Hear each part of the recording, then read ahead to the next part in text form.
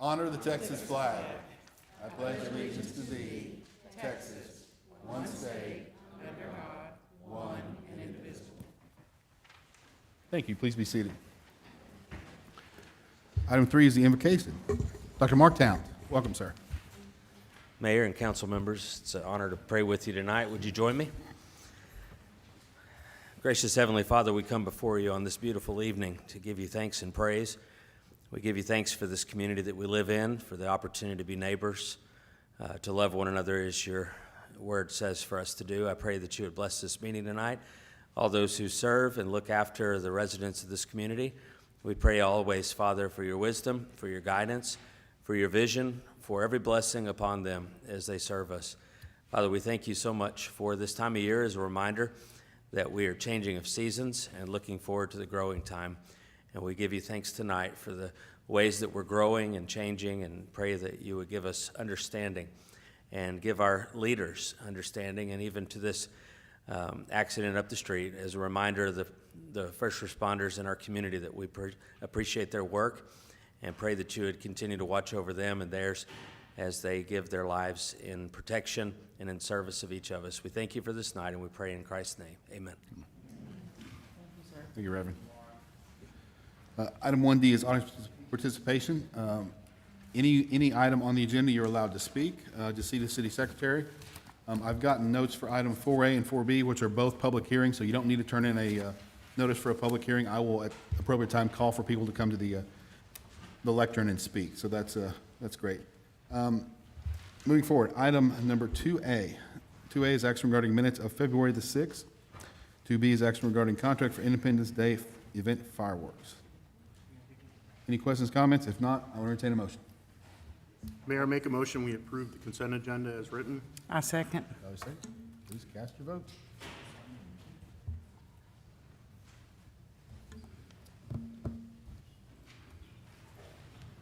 I did.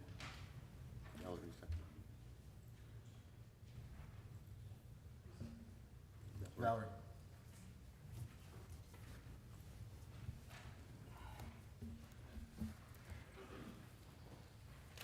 Motion passes. Let the record reflect we do have a quorum. Thanks for coming out, folks. Item 3A is our every week or every other week recognition presentations. So, City Manager Gabe Ray, what do we have? Mayor and council, I think we have a new employee recognition, the Public Works Department. I'll let them handle it. Yes, I'd like to introduce our new water superintendent, Ronnie Martinez. He's joining us from the city of Lancaster, and we're pleased to have him. Oh, sorry. Yeah, I would like to introduce our new water superintendent here at the city of Saginaw, Ronnie Martinez. He's joining us from the city of Lancaster, and we're very pleased to have him. So, Welcome. Thank you, guys. It is an honor to be a part of the Saginaw team, and I look forward to serving the citizens of the city of Saginaw. Welcome. Welcome. Thanks for coming out. Thank you. Thank you, Jared. Anything else? I think that's all. No, there's one more. Sorry, one more. Larry? All right.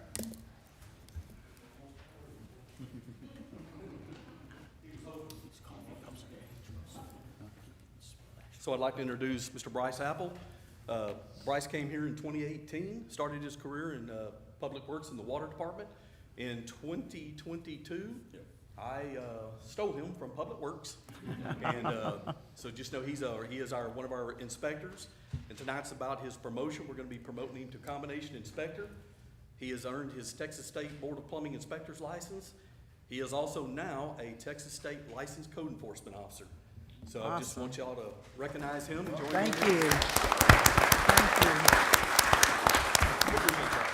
Thank you. Congratulations. Thank you, Larry. Be glad to see you around. Anything else? We have any other recognition? Council, any other recognitions or announcements from council? It's an open item. Do we have, Pedro, do we have the next Mayor's Youth Council scheduled? We just had one last weekend on the 10th. Do we have the next one scheduled for March? You can say, I don't know. Well, you can say, I don't know. If you don't know, that's okay. Okay. We will have one in March. Stay tuned for more details. All right. Thank y'all. Moving forward to 3B, consideration action and presentation regarding City of Saginaw Business Survey. Is Ron here? Ron is here, if you'll give me just a second as I'm juggling. Okay, I think we got it. A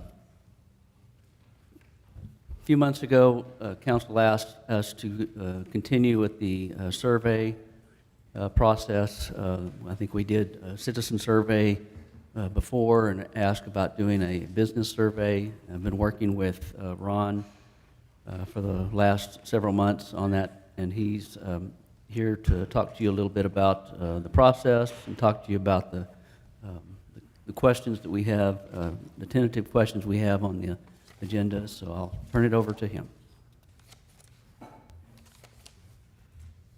Hey, Ron.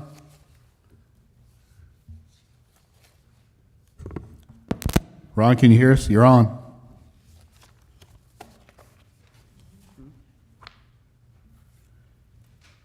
He changed his mind. He's there. No, we can't hear you.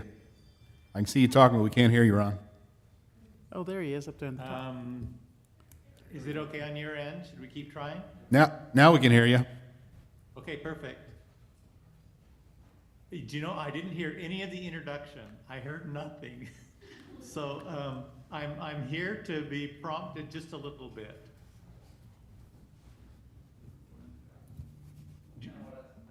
You can hear me There we go. okay? Now can you hear me, Ron?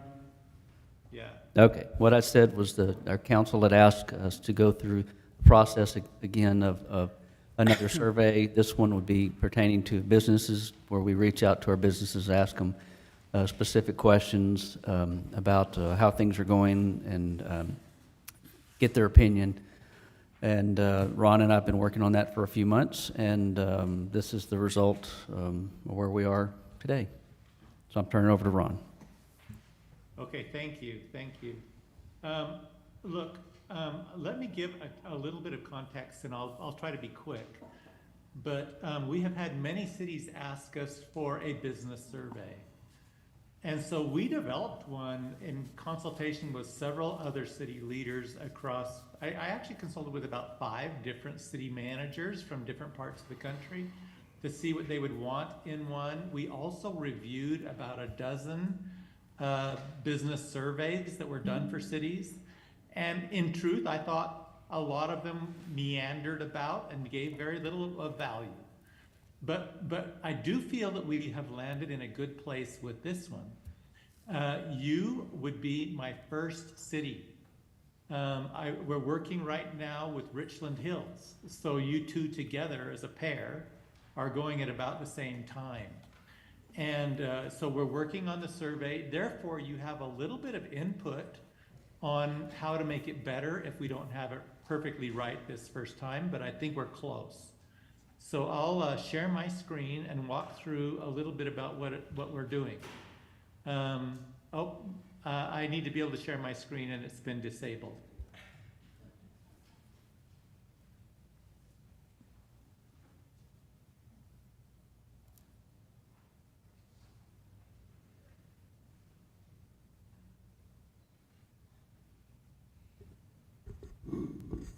Maybe I won't be able to share my screen. So Now I'll try just it. talk. Okay. Yep, I can now. Okay, so I'm going to show you. This is in a Word document or a Google Docs document that we can share. We plan to distribute it several ways. The city has a business list. We'll work closely with the Chamber of Commerce. We'd like to try to use Facebook and the website and posters as well. We can also use, if desired, mailings like postcards, and that might be a way to do it. So we'll talk further about distribution along the way. We have a variety of questions, just like with the citizen survey at the beginning. Where's your business located? What zip code is your business in, just to qualify them? Where is your business on the map? So we'll do the same thing that we did with your citizen survey, just to validate that they live in the city and that and where they live. We have a variety of demographics that we want to understand more about these businesses. We want to understand if this is an owner-partner person, or a manager, or are they even an employee or staff? So what level is the responder to the survey, which is important? How many employees do they have? We're not going to ask size in like sales, but we are going to ask size in number of employees, which will be relevant. Do you know, and maybe we need to say, how many employees does your business have in Saginaw? Because I think it would be relevant because some of your businesses may have employees elsewhere. What category best describes your business? We have a variety. They can categorize themselves. We're a contractor and construction. We're an energy company. We're a retail company. So we have a variety of ways for them to group themselves, which will help you understand more about the businesses that are in your city. Where do most of your business employees work? Are they in the office, out of home, in the field, in a warehouse? Where do they work? Very helpful for you to understand more about the businesses. And then, are they in a special category, like a women-owned, a minority-owned, a veteran-owned? These are common categories that are requested sometimes when wanting to do business with these businesses, and they may be relevant to you, so we have included them. And then how long has your business operated in the city? So pretty simple question. Okay, then we jump into the heart of the question. Oh, I guess there's one more. Does your business own or lease physical space? So we have whether or not that is in the case. Then we ask, do you know how for our citizen survey and also for the staff survey, we ask if they would recommend the city as a place to operate a business. This is a little worded slightly different, but it gets at the same thing. We'll be able to understand that. If they think as a place to do business, it's improved, stayed the same, or declined, that'll be helpful to compare with your citizen and your staff survey. And then as a place to do business, are we headed in the right direction or the wrong direction? And then as a place to operate a business, how do we compare to other nearby cities? Are we better? Are we worse? So those are some of the core questions. Before I go any further, I want to pause and take questions. Council, questions? At this point? Oh, Mary, go ahead. Was one of your questions, how long have you been operating as a business in the city? Yes. Okay, I've missed that. Thank you. That is Yes, that is how it was, yes. yes. Hi, Ron. And anyway, all of those can be refined if you have anything you'd like to do, but we feel pretty good about them as being non-intrusive, yet pretty revealing about the business. Hi, Ron. This is Cindy. Hi, Cindy. How are you doing? Good evening. On your score, you have, 1 to 10 to select from. Is that kind of long for a survey like this? Would 1 to 5 be better, maybe? Yes. As a matter of fact, I prefer 1 to 5 scores a lot. And typically we only do that for one question, which is would you refer the city to a friend, because there's sort of a net promoter score industry way of doing it. But I found that method is not that relevant to cities anyway, so I had to change it anyway. So this would be a good place to make a change to be a 1 to 5 scale, and I think it's far more intuitive and easier on people. So. Okay. And I've already forgotten what the last question was that you had shown us. It was, do you rent or do you own or lease space? I thought maybe it was the one before that, but I was wondering if not applicable would be. Oh, no, it was better or worse than other cities. I'll share my screen. So it was, as a place to operate a business, how does Saginaw compare to other cities nearby? Yeah, okay, yes. So, what if they don't know? Should I don't know be a response to that? It very well could be. Don't we wanna And force I'll them put to that make in here as don't wanna something force them to make a to decision? think about. It may not be I 100% don't accurate, but know. to get something. But, close to. They may not know, they may be new to the area, especially if they've been Yeah. here for less than a year. Yeah. It's a really, I mean, it's a fair point, it's a fair point, Cindy. I think that's reasonable to think about. All right, any other questions for Ron? All right, Ron, carry Okay, on. moving- Oh, any more? Nope, carry on. Okay, good. Okay, moving on for the survey. Now we get into some things that are a little bit more revealing. Thinking of your business, how would you describe the following for the past 3 years? And then I have sales growth is either positive or negative or kind of in the middle. Income growth, net income growth, and then staff growth. So we kind of have a current situation. Are they growing? Is this going well for them? Is it kind of going the bad direction? Now, if we did this survey every couple of 3 years, you could watch some trends, right? But so we get the direction.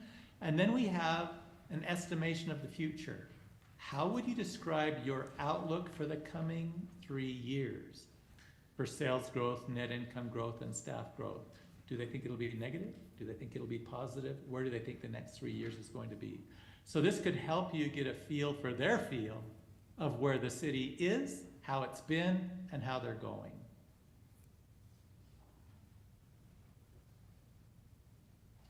We follow that up with what are the key factors that are impacting the growth of your business? And this is, I think, a very helpful open-ended question because there might be a variety of things impacting them.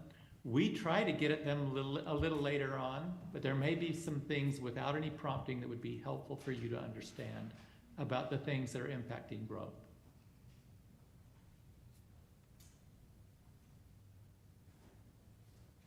Next. Oh, by the way, I do want to say one thing about the survey. We're trying to keep it short. 7 minutes or so.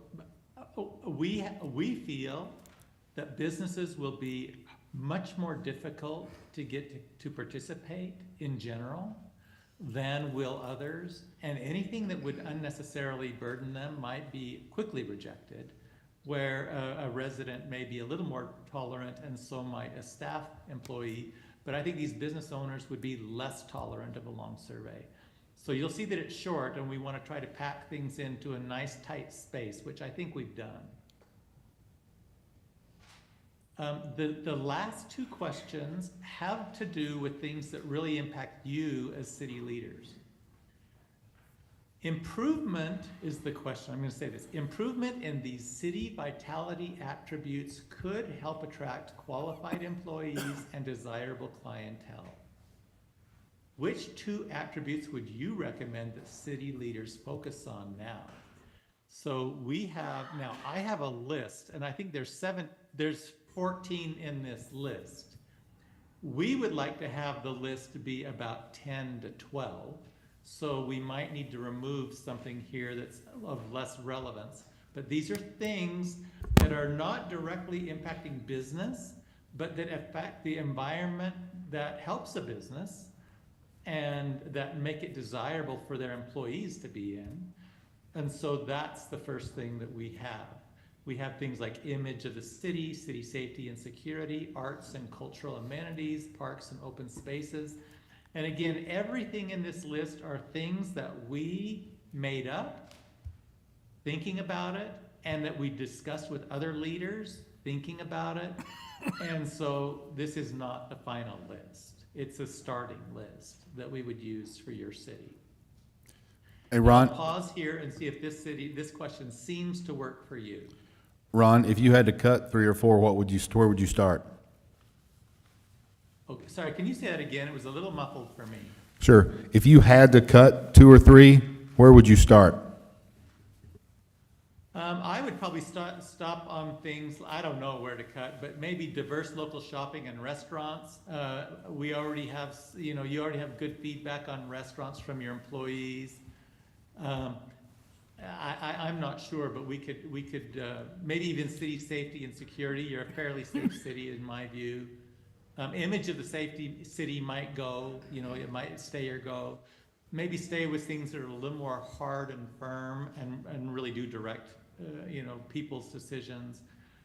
But, so image, safety, and security, these are all good questions, by the way.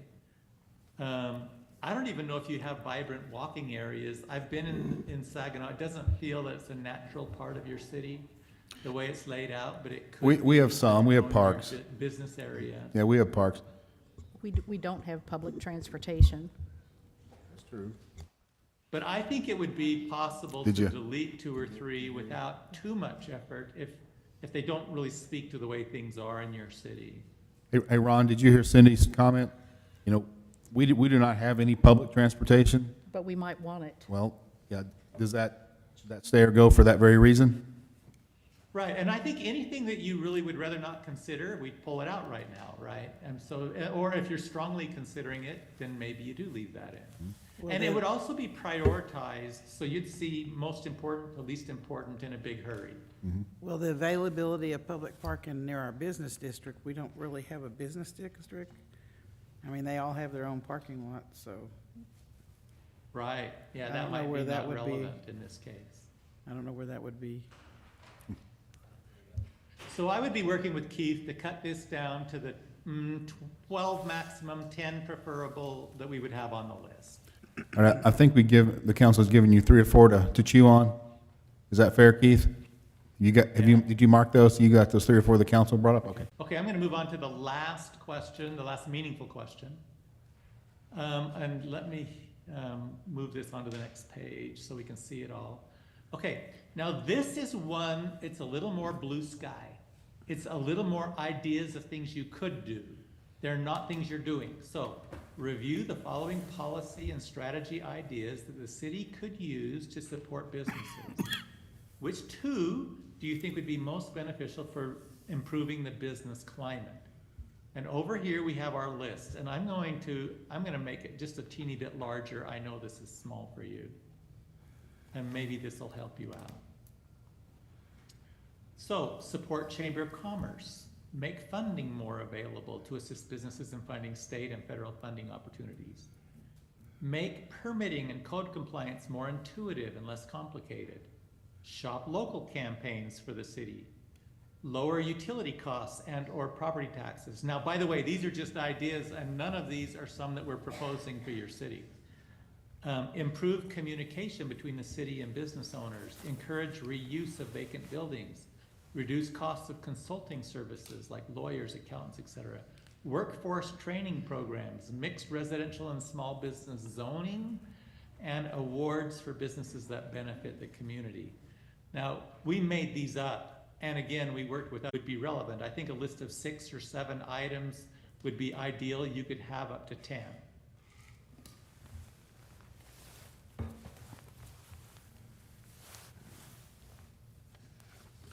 Council, any thoughts?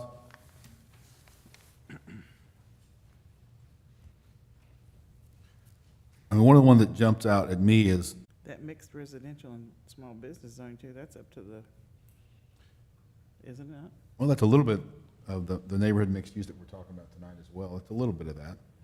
And we do control some zoning, so.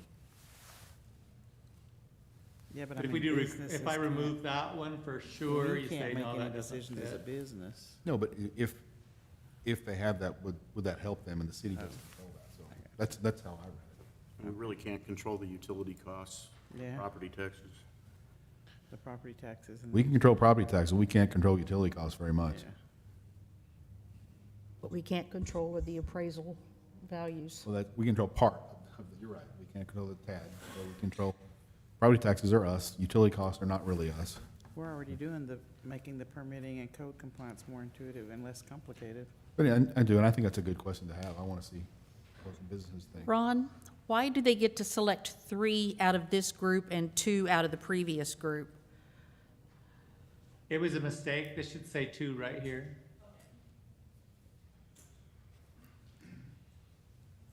It says 3 in red. if your list were longer, like if you have 10, it's okay probably to have 3. If you have, it's good to have usually 4 questions for each one we permit. So if you have like 8 questions, 2 is really good. If you have 10 questions, it's like, oh, maybe we could go to 3. So it works really good, proven in my experience to work well. All right, other questions for Ron? All right, why don't you move forward, Ron? All righty. And then finally we have, is there anything else you would like to suggest for city leaders? So, and then we're finished. So in the end, we have just a few questions that we're asking. Are you a member of the local North Tarrant Chamber of Commerce? Yes, no. Would you like to be contacted by the Chamber of Commerce for more information about joining? Yes or no? Please share your contact information if yes, and then we're finished with the survey.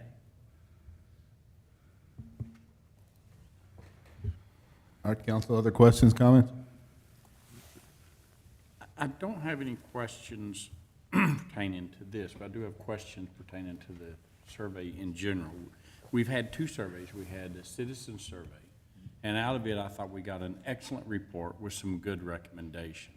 Where I'm struggling at is, as a council member, and looking out after our citizens' money, what have we done with those action items exactly? I know I got a brief thing, but I would really like to go back to the standard business way of, here were the action items, the opportunities for improvement that came out of the summary report, and what has each department head done towards those actions. You know, at a bare minimum, I feel I need that to make sure that we're getting a good ROI for our citizens. And then the second part is, I definitely don't want to take a vote on it, maybe if that's what this lead to, but until we finish up the one that we got, at least see the action items out of the employee survey and what we should do. So, I mean, that's just. Mayor, for what it's worth, and just off different subject, I guess, but there's only about 3 minutes left of the Zoom. Of Zoom time? Yeah. All right, yeah, so hold that real quick, Nikki. Any other questions for Ron until we lose him? Okay. Anything specifically for Ron before we lose Ron? Ron, what would you Oh, sorry, consider? you asked me a question? I'm sorry, did you ask me a question? Yes, Ron, this is Cindy again. What percentage of responses do we anticipate getting back from this survey? What would you think would be a good number to get? 50%, 20%, 80%? No, I would think the response rate would probably be lower than 20%, maybe 15 to 20 at best. And what, I could be surprised, but I just think that a business survey is going to be more difficult. and how would that benefit the city with that low of a rate? Well, I think it'd still be representative of your business clientele. I mean, the businesses in your city. A 15% response rate is actually pretty solid. And then right now, working with Keith, I have not seen the list of the businesses that we do have and how many we would be going after. But I think as long as you got, I don't know, you know, as I said, I'm a little bit less confident in what I can tell you about response rates here. But I think, given I'm struggling to know how to answer, I'm sorry, and I apologize for not being 100% confident on what to say, but it would be beneficial if you had more than, say, 50 or 75 responses, because there aren't, you know, you have a number of businesses, but it's not like this massive group. And whenever you have a good sample of a base, like you would have, it's reliable. Like, it's pretty reliable. But it would be a smaller sample size than your citizen survey, for sure. Are we estimating we have 200 businesses? Is that roughly, plus or minus? Okay. 200 total? So that would be, so 15% would be 30-ish, 30 to 40? Which, that's not bad, that's some data. So 250 businesses, is that what you're saying? 200. I would say if you got. more- Yeah, so you might get, 30 to 40 responses, unless, but then we might get more, but we might have that few. I don't know. We're about to lose him. You're fixing. And I still think even with that many, it would be reliable, or useful, but it would be, like, you're not gonna get 200, I know you're not. I'll make a couple statements here. One, I think anything over, realistically, anything over 20, we'd be doing good. Second, in order for it to be statistically significant, making sure that we have randomized data inputs. We would really need, if we did this and we move forward and we were looking at this, we would need to make sure that we actually looked at those front numbers and made sure that we had a good randomized input of the different businesses. To make sure that you don't have one style of businesses override the information of the other. So, you know, and we would have to depend on you to help us drive that and say, okay, we got to keep at it, figure out until we get to that number. So it's more, to me, it's more than just a percent overall, it's a percent for each category of business. We can always encourage our businesses to participate, we just can't make them, is the only thing. But certainly, and we'll send it out to, he'll send it out to all of the businesses in Saginaw, and the response rate will be, it's something we can't control other than encouraging them to participate. All right, Ron, did we lose you? Are you gone? We lost him, He's yeah. gone. He's gone, okay. All right, so back to your original question, Nikki. So, Your umbrella question? You just want to table it, Phil? I want to, yes, I want to table it until we get two things that would then allow us to move forward. One is to get to take the action items that we said, the opportunities for improvement we said from the citizen survey, and then tell me what we've done to take action against those. And then the second one, I think we really need to wait until our subcommittee gets done with the employee survey and see what actions we're at least going to take with that. And my, That would my, be- is too much, too much data at one time, too much, is that your question as well? Too much data, but I actually want to make sure that we're actually getting an ROI, return on investment. But do you mean that the city couldn't respond to that many different variables? Just variables. If we've got three surveys going at the same time? I think he just wants to see where we stand with the first two surveys before we move forward with the third one. I mean, because I view the business survey as sort of different. It's completely separate information, separate, you know. I'm using it as a data point. If we've had over a year to take action on the first survey. Okay, we got a very good summary report. We knew exactly kind of the areas of concern from our citizens. And the last thing I remember was each director of each area was supposed to go off and take that and make improvements. I don't know, have we actually done anything to move the needle? Gabe? So, yeah, Mayor and Council, kind of broadly, this citizen survey, one of the common themes I would say is communication. So getting information out, being aware of projects. So the way kind of broadly we've approached that is in the past year, we now have a citywide newsletter monthly. So everybody can sign up. I think in the past year, we have a distribution of several thousand now.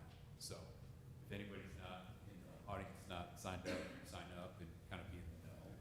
You'll recall in the way for the audience and reminder for the council, the way the city council establishes priorities is through the work plan. So some of the things, the common complaints that you've heard, we've taken to heart through the work plan this year, which was recently adopted, like street signs. We're going to look at street signs and make that more uniform. Examine sidewalks, which I believe Councilmember Bighorse mentioned was an issue, and it is. So broadly, we're making improvement on a number of fronts with your advice. I guess do what think- Nikki's looking for is just a summary of all those things. Yeah, I think we can get a And summary. I think we've done quite a few things. I don't know if we just summarize it in one pile, though. Sure, I think we can do that. Go back to the summary report. This is a standard thing. You go back to the summary report and it says, it gave opportunities. It gave recommendations at the bottom. And so, okay, out of these recommendations, here's what we've done to address those opportunities for improvement. Sure. And then on the employee survey, the mayor's direction to establish a committee to talk about the survey results, by and large, pretty positive. Of course, there's always room for improvement. One of the direct things that came out of that was recognition. So we started, as you're aware, recognizing employees, status changes, certifications like Bryce. We also, before that, implemented a career development form. So now every employee has a form where, in their own words, they tell us or they tell their supervisor what their desire is in the future. You know, if they have desires to be promoted, to advance, that sort of thing. So it's been positive. I do think, and my last thing, the one in our survey efforts, the one group we haven't really intentionally reached yet are our business owners. And I think that some of the difficulty, the 200-some businesses in Saginaw, not all of them are necessarily locally headquartered here. So you may have a McDonald's franchisor. We have 2 in the city, one on Blue Mound and one on the Boulevard. They may be operated by a group and, you know, where the franchisee is. So, but I think it would be helpful to hear from business owners and see how we can improve city service-wise. And I think generally the council would like to do this survey. The question is just the timing. That's what I. Oh, yeah, I'm not against her. I want to make sure that, again, we're taking action, because that's what this is about. All right, Ben, would you? oh, And I don't want to cut you off, sorry. I'd like to add to Nick's request, what do we plan to do with the results of these surveys, this particular survey? You tell me. This survey is a lot different than the other 2 that you've done, because it could be interpreted that it's just singling out one department, where the other ones were a city as a whole. So what will we do with it? We'll take direction from the council, but if there's something that we can improve internally, of course we will, but. Well, and that's kind of the concern I have, is because, you know, there's a lot of things that they may want that we're not able to do or provide. Right.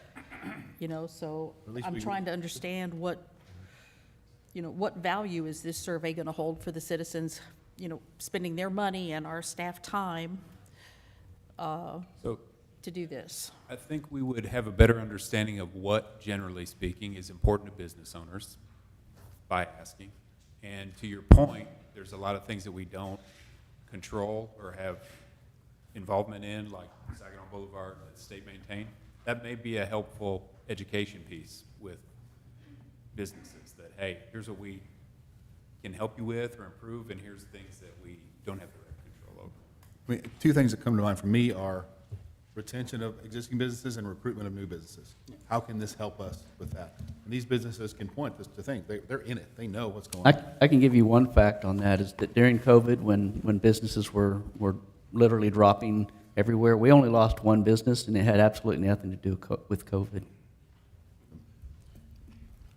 So that's the 2 things I would hope comes out of this, how we can help to give Keith some more tools in his toolbox for both those things. Not just Keith, but the whole city, but I'm looking at Keith because he's our main guy.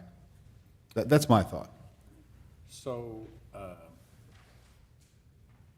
Lee, you're kind of remembering, when will you all have the final report for them employee survey?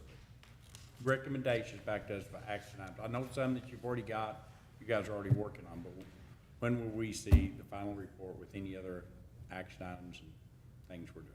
So I would say a few weeks. We have a meeting 27th. next Tuesday, which we're hoping is the final meeting when we talk about the actual details of solutions to 12 categories that we've identified as a priority.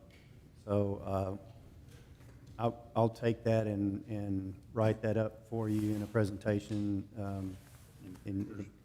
Present it to the Yes. to the council and to our citizens. Yes. So we could postpone this, say, to the second meeting March. That'd be more than enough time to get it wrapped up. I would, if we're gonna postpone, I'd say we just postpone it TBD and we figure out what makes sense. Okay, I'm good with that. You wanna make a motion? Yeah. Mayor, I move that we postpone the, what number was that? It is 3B, 3B? table 3B. Have a second on that? I'll second it. Cindy, second? And I just want to say, it isn't that I'm against it, I just getting a lot of irons in the fire here, and I think we need to clear the deck here a little bit. Second by Cindy.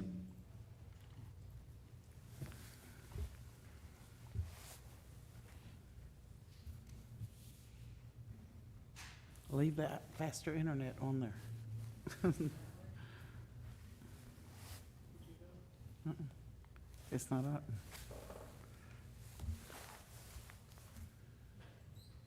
All right, motion passes. This is delayed until TBD, we figure out the other survey, so thank you, guys. Thank you, Keith, and thank Ron for us as well.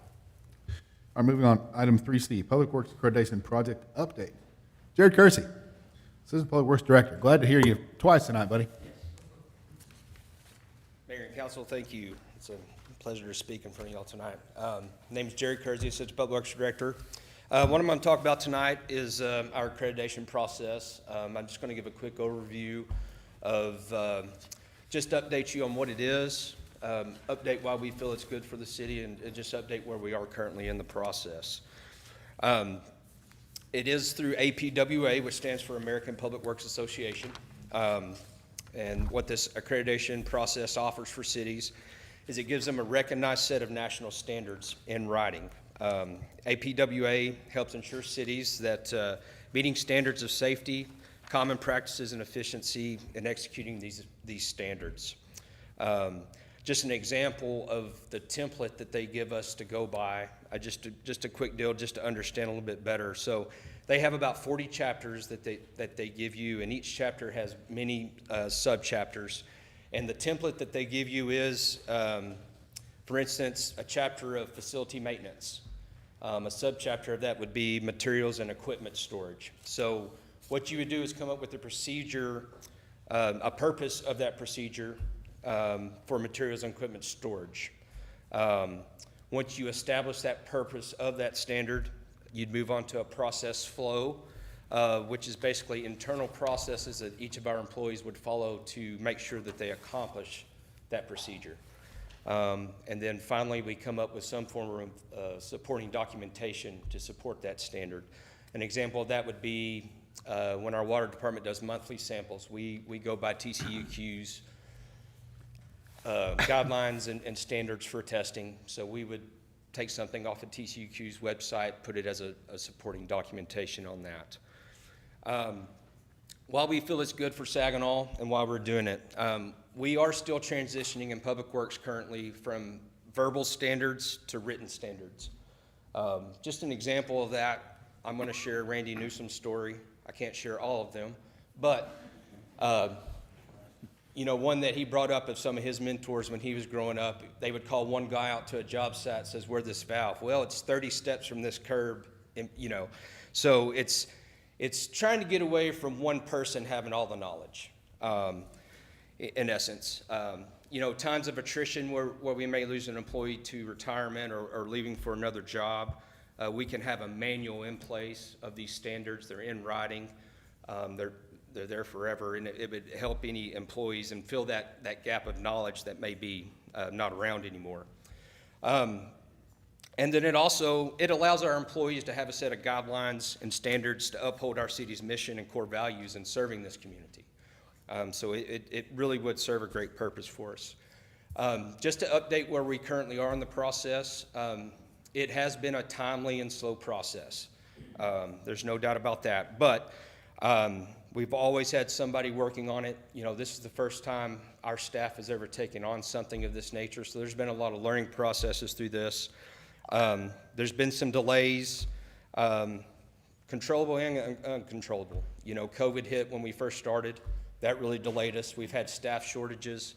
You know, one of the biggest obstacles we've had to overcome is all of our staff wears many hats, and so adding this workload onto us, it's been a little difficult at times to time management. You could say, I want to set 2 hours aside today to work on this, and the next thing you know, you've got something to take care of in the community. So there's little delays like that, but we're overcoming that. We are at the final push. We're about 30% left to complete this project. The due date to turn in is September 28th of 2024.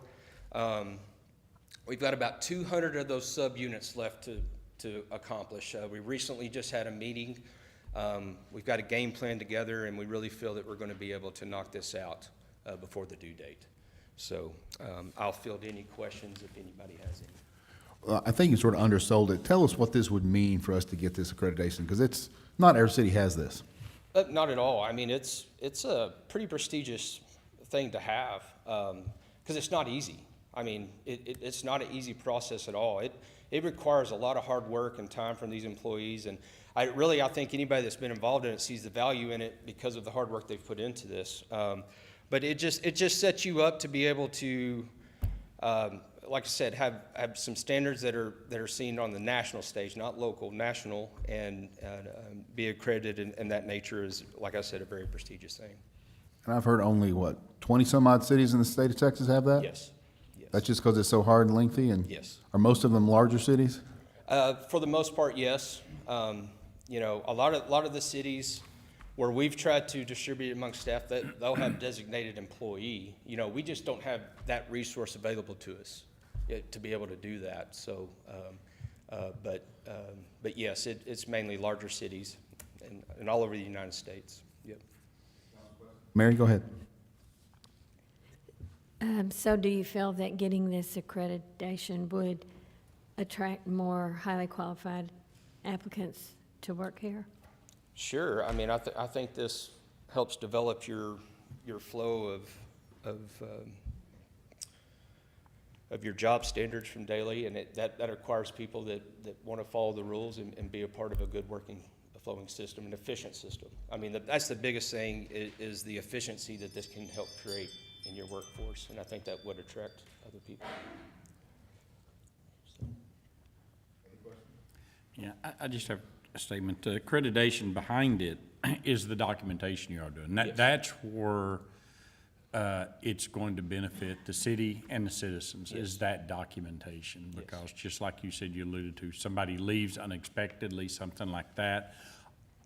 If you don't have that documentation, all of that information's gone. Right. And every one of us has had that at one time or another where, boy, we wish it had been documented. So Yes.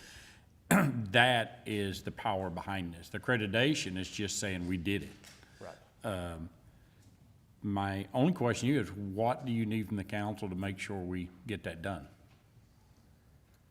Just continued support. Like I said, you recently just had a game plan to get Yeah. this knocked out. You know, this is the first time in 2 to 3 years we're finally fully staffed at Public Works, Yeah. which is, we're already seeing great benefits of that. So I really feel that we're really going to be able to dive into this and get this knocked out. So, yeah. And how long do y'all think it'll take you to finish it? Well, we may need to have another meeting on that one.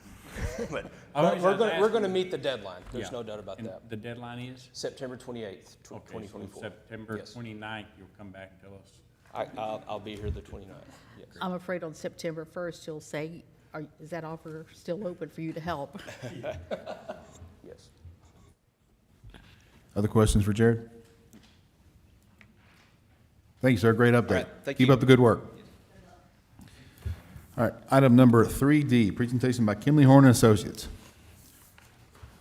We're starting with you, Trenton. Yes, sir. Welcome. Thank you, Mayor. Thank you, Council. We appreciate the opportunity to talk tonight about the role of city engineer. I am Trenton Tidwell with Kimley Horn. I've been working with Kimley Horn for over 10 years now. I want to introduce a couple of familiar faces in the office, or in the audience before I continue. So we have Dana Schumar. So she's been with Kimley Horn for, I'll say, over 20 years. And Misty Christian as well. So they help lead our Fort Worth office and more specifically our roadway team. And I'll get into how we make up part of the group that serves the city of Saginaw. So tonight I want to talk about the history and relationship between Kimley-Horn and Saginaw. And then I'll talk about our team, the services we provide, and break that into CIP projects, and then also what we call general services. And then lastly, we're going to take a step back and look at the just life cycle of a project and walk through those steps. If this works. Uh-oh, Keith. Okay, did you click it? Okay, thank you. Okay, so we truly do think of ourselves as an extension of your staff. We work mostly with the Public Works Department, but we've had the privilege of working with almost every department. And we've been doing that in this role for 44 years. This is our 44th year as city engineer. And while obviously I haven't done that, nor Dana or Misty for 44 years, we've had the privilege of passing down that knowledge from previous generations at Kimley-Horn. And with that knowledge and relationship, we've built trust with city and staff and worked as partners in aiming to deliver projects and help Saginaw succeed. And so we've been able to partner on a variety of projects, and I'll walk through those in the next next couple of slides. But Randy does always seem to surprise me and ask a question that we haven't been asked before. So luckily we have a pretty large company, and we're typically able to find someone who's able to help. And that's really our goal, is to help solve problems and do so in a responsive manner. So answering the phone anytime anytime anyone calls, and getting that turned around within the day if possible. There we go. Okay, I'm going to walk through this briefly. So this is a breakdown of our core group. I looked at it, and actually we had over 50 people from our office in Fort Worth serve Saginaw last year. And while they don't work on Saginaw projects all the time, nor does this group, it kind of ebbs and flows with the direction of council and staff. And so right now is a pretty busy time with the amount of development going on and the delivery of the bond program. And that's done with mainly this core group. So working from top to bottom, we have the traffic signal group, who also does transportation planning. Below them, we have, in my opinion, the best team, the roadway and transportation team. And then in the middle, the purple line would be the water and wastewater team, the unsung heroes in my opinion. Lastly, the fittingly green color is the landscape team, who helps design the parks and the trails within the parks and the playgrounds. And then Misty, again, made the line for drainage and hydrology. She wears many hats, and that team helps with the planning and drainage analysis of the city. I won't walk through all of these projects, but on the left, I have listed projects that are either in construction or have been completed somewhat recently. I'll point out just a few. Can I back up a second? Yes, sir. I just want to clarify something. We got 27 people here, right? Yep.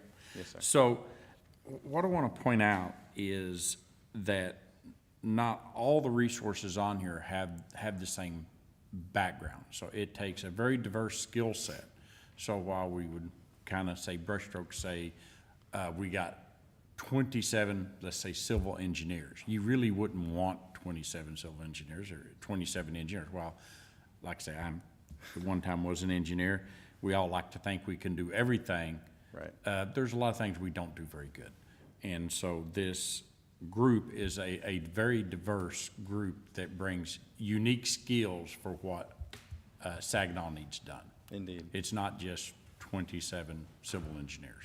So I just want to point that, because the reason I do that is because I did get some questions and stuff, and they did some numbers, and there was like 30 or 40, we could hire 30 or 40 civil engineers, and I'm like, I don't know what we'd do with 30, 40 civil engineers.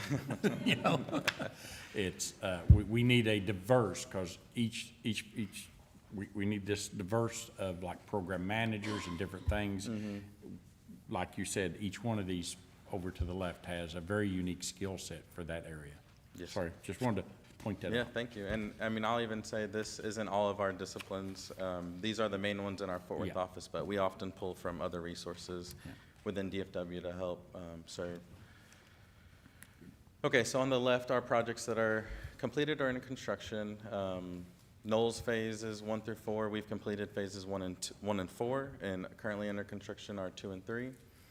And then these are things that don't happen regularly, but they're kind of on demand, I would say. So development reviews, for example, Saginaw had a stellar year with development last year, and we actually supported in 36 different DRC meetings, which is the Development Review Committee. And so that really fluxes with the speed of development in the city.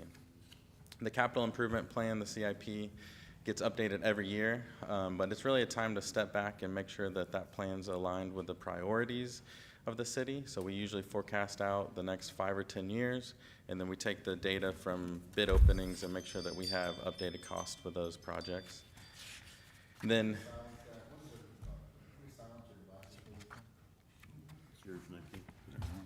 Might be mine. no problem. The map and GIS updates, that falls right in line with what Jared was just talking about. So we've been working with staff to help map out all of the city infrastructure underground. And we're trying to catalog information such as the age of the pipes, the size, and the type of pipes, the type of materials. And then next, I'll talk about the street and utility maintenance program briefly. We introduced this somewhat recently, but using data, we're able to look at the condition of the roads and analyze which streets need to be addressed quicker, earlier, and do so efficiently with your money so that we're able to maintain that condition. And then we partner that with the utility projects so that we're able to be more efficient with those funds. And then lastly, the grant applications, these are somewhat regular. The mayor helps with CDBG applications. And that happens every year. But some of these applications really depend on just the funds that are available and if Saginaw has projects that fit those categories. And last year we were able to help secure $765,000 of grant funding. We hope to continue that and increase it as we go. A few other site observations, or a few other general services would be site observations. This has started somewhat recently, but whenever Randy needs help inspecting, we are able to pull our team that does inspection, and we help on projects that are under construction. So this picture is an example of Knowles Phase 2. That's a junction box with a manhole, and we went out and inspected the rebar before they poured the concrete. And then lastly, probably the least fun for most folks is just the regulatory compliance. And so we are finishing up the ADA transition plan. I know that's on the work plan items for a follow-up with that. And TCEQ also has a lot of compliance and regulatory requirements. So although doing those don't usually lead to more funding, it can help you. If you're compliant, it will prevent you from being disqualified for certain funds. What does TCEQ stand for? Questions, council? All right. Keep going, Trenton. Okay. So like I said, just wanting to take a step back so that everyone in the audience especially can kind of understand where a project starts and how it ends. And so I broke this into 4 steps, and I'll show you those first. So I want to talk about the planning and scoping, and then the pre-engineering that's done while you're trying to secure funding. And then the last 2 steps are design and bid, and then obviously construction. So whenever we're in the first step of, come on, please go back, okay. Planning and scoping, this is really driven by city council, staff, and resident input. And so what we strive to do is reflect y'all's feedback and the vision of the city in these plans. So I know the comprehensive plan was updated recently. Every year we update the CIP plan, the street utility maintenance, or the SUMP plan, and then also the master thoroughfare and several plans that we update. I'll also say there's, a lot of this is data-driven, so like the SUMP program, I talked about how we collect data on the roads, but also the water wastewater model. We keep up with that to make sure that the infrastructure is suitable for the rate of growth that we're seeing, and luckily that has succeeded. We haven't had any major collapses or anything. The next step is pre-engineering and funding. So typically, at this stage, we like to do either a planning level design or a conceptual level design, which is a little more detailed, and incorporate council and public feedback into those designs. The main thing during this stage for me is to identify risks, such as right-of-way acquisition, utility relocation, coordination with railroads, permitting perhaps, and start to have a plan to mitigate those risks. We find that whenever you have a plan for those risks and you've identified those, it's easier to secure that grant funding through those applications because they want to know what they're getting into. This also helps have a more secure idea on the level of costs that we would expect, which is something we did recently with the bond program to help make sure that that was forecasted out. Other bond programs could include the Tarrant County Bond Program, which we were in a really good spot having completed the Knowles conceptual design, and which helped us get a project funded or partially funded through the Tarrant County Bond Program, where Saginaw received almost $3.5 million. So I think that put us in a really good spot whenever that came out. Okay, part 2 of the project lifecycle includes the design and bid phase. So first we look to just collect data. That starts with survey, geotech, looking at the soils. We also look at the permitting that may be required, and then what we call SUE, which is subsurface utility exploration, so that we know what kind of gas lines, what kind of franchise utilities may be underground. And that helps us take into account what type of utility relocations and right-of-way acquisitions we might need. Those pose the biggest risk during the design phase to schedule and budget, so you want to identify those early and take those into account. This is also a crucial time to get public engagement. Typically at this stage it's a little more detailed level, but we like to partner with staff and do town halls to get that engagement and be able to incorporate that feedback. So typically we submit our plans 2 or 3 times to city staff, and we'll sit down and schedule a meeting to walk through those, identify any concerns, and then we also do our own in-house QA/QC, which is quality assurance, quality control, and we typically like to outsource that, or not outsource that, pull in others from other groups that have more experience with inspection and being in the field to make sure that our plans are constructible. And if all that goes well, the next step for most projects is to go to bid, where the contractors can publicly view the plans. And then we typically go with the low bid here in Saginaw, and as long as that contractor is qualified and has references, we are able to make a recommendation to award. And then the last step is going to construction. So if council awards that contract, and that contractor will meet with us in a pre-construction meeting, and that's where we really set expectations for the contractor about traffic control, communication, working with the public. And this is where we start working with Pedro to really communicate to the public about the upcoming project and any impacts to traffic or detours, stuff like that, that may occur. And then during construction, it's really working with Bill and the inspection group. We help make sure that the testing is done appropriately. And then any changes to the traffic control, we can assist staff in making sure that that's communicated well to the public and well in advance. And then I have not seen a project that hasn't had changes yet. I think those are unfortunate. And if all of that goes well, the final step is to do a celebratory final walkthrough. We just did one on Knowles Phase 1.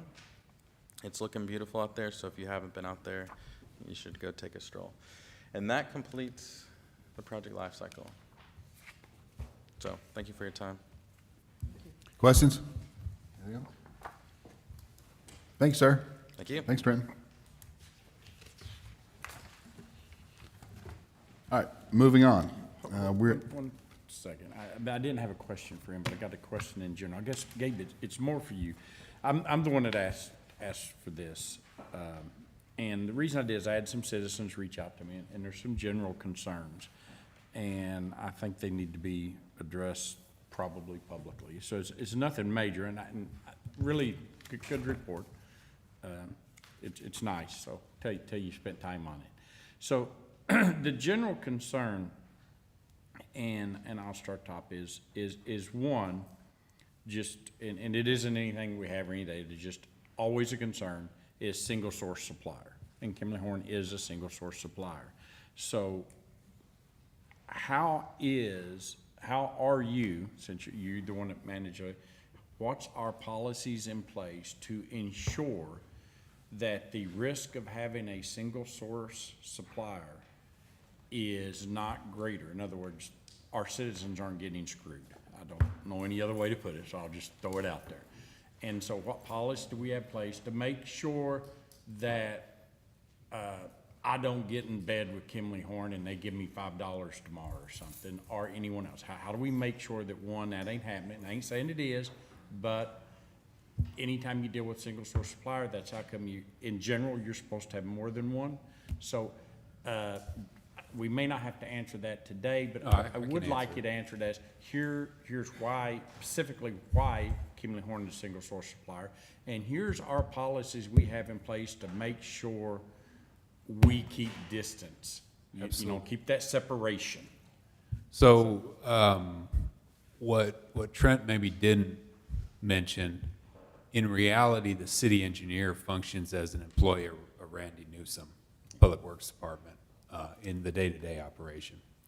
So, in Texas, professional services are procured based on qualifications. So, the city attorney, for example, we didn't select TOS from a cereal box. The city council selected them because they were the most qualified. And Texas statute notes engineering services in the same manner. The principle is pretty simple, or the idea is simple. You don't want the lowest cost, you want the best service. Think of if you go to a doctor, if you go see the doctor. Do you want the cheapest doctor or do you want the best? Well, of course you want the best. The question or the comment regarding we only have one firm, I wish Rick Trice were here because we had this discussion with him. A city could use multiple firms, and some cities do. Having multiple firms, in theory, creates competition and is a good thing, but in the reality, especially for a city of our size, it requires somebody that has to monitor and keep up with that. So it has been the city's preference and past practice for a number of years to use one firm. Now, Kimley Horn, I would say, in my time here, 16 years. That speaks to the relationship they have with Randy and staff.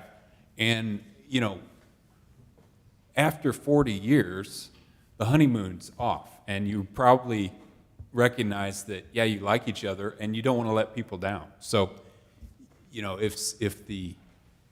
we've got a good situation, and it's efficient because of the repertoire with staff, and they can handle, like Trent showed, everything we throw at them. So could we select a different firm for different specializations? Yeah. Would it be practical or best? No, really don't think so. If Randy has any, I might pitch it to him. If you have any comments on that, I mean, he's been working with Kimley Horn for my entire career. Yeah. So, yeah, they've been really good to the city. They're responsive. I mean, they have there's nothing you can throw at them that they can't fix or help us with. So, the other thing I would say too is if Kimley Horn doesn't have a blank check. So every major design project, as an example, comes to the city council to review. We went through the life cycle of the project, and you know, projects have to be designed before they're bid and eventually constructed. So the city council has control at each of those points. Now, some of the development-related applications, we didn't touch on it, but Misty Christian does the development review. She's the city's owner's rep when we have other applicants or property owners come in and say, I want to develop a property. She advocates for the city. So a great example, and we didn't mention it, but our library project. So the engineer for the library initially recommended doing like a detention type system, or maybe retention, a pump and a pond. So pumps for the crowd break and are expensive. So everybody said, no thanks. Misty was able to recommend, acting in the capacity of city engineer, some improvements to this drainage channel here, which ultimately will, one, it was less costly to the tune of $600-some thousand than the pump system, but also is more practical. So that kind of behind the scenes, kind of the value engineering,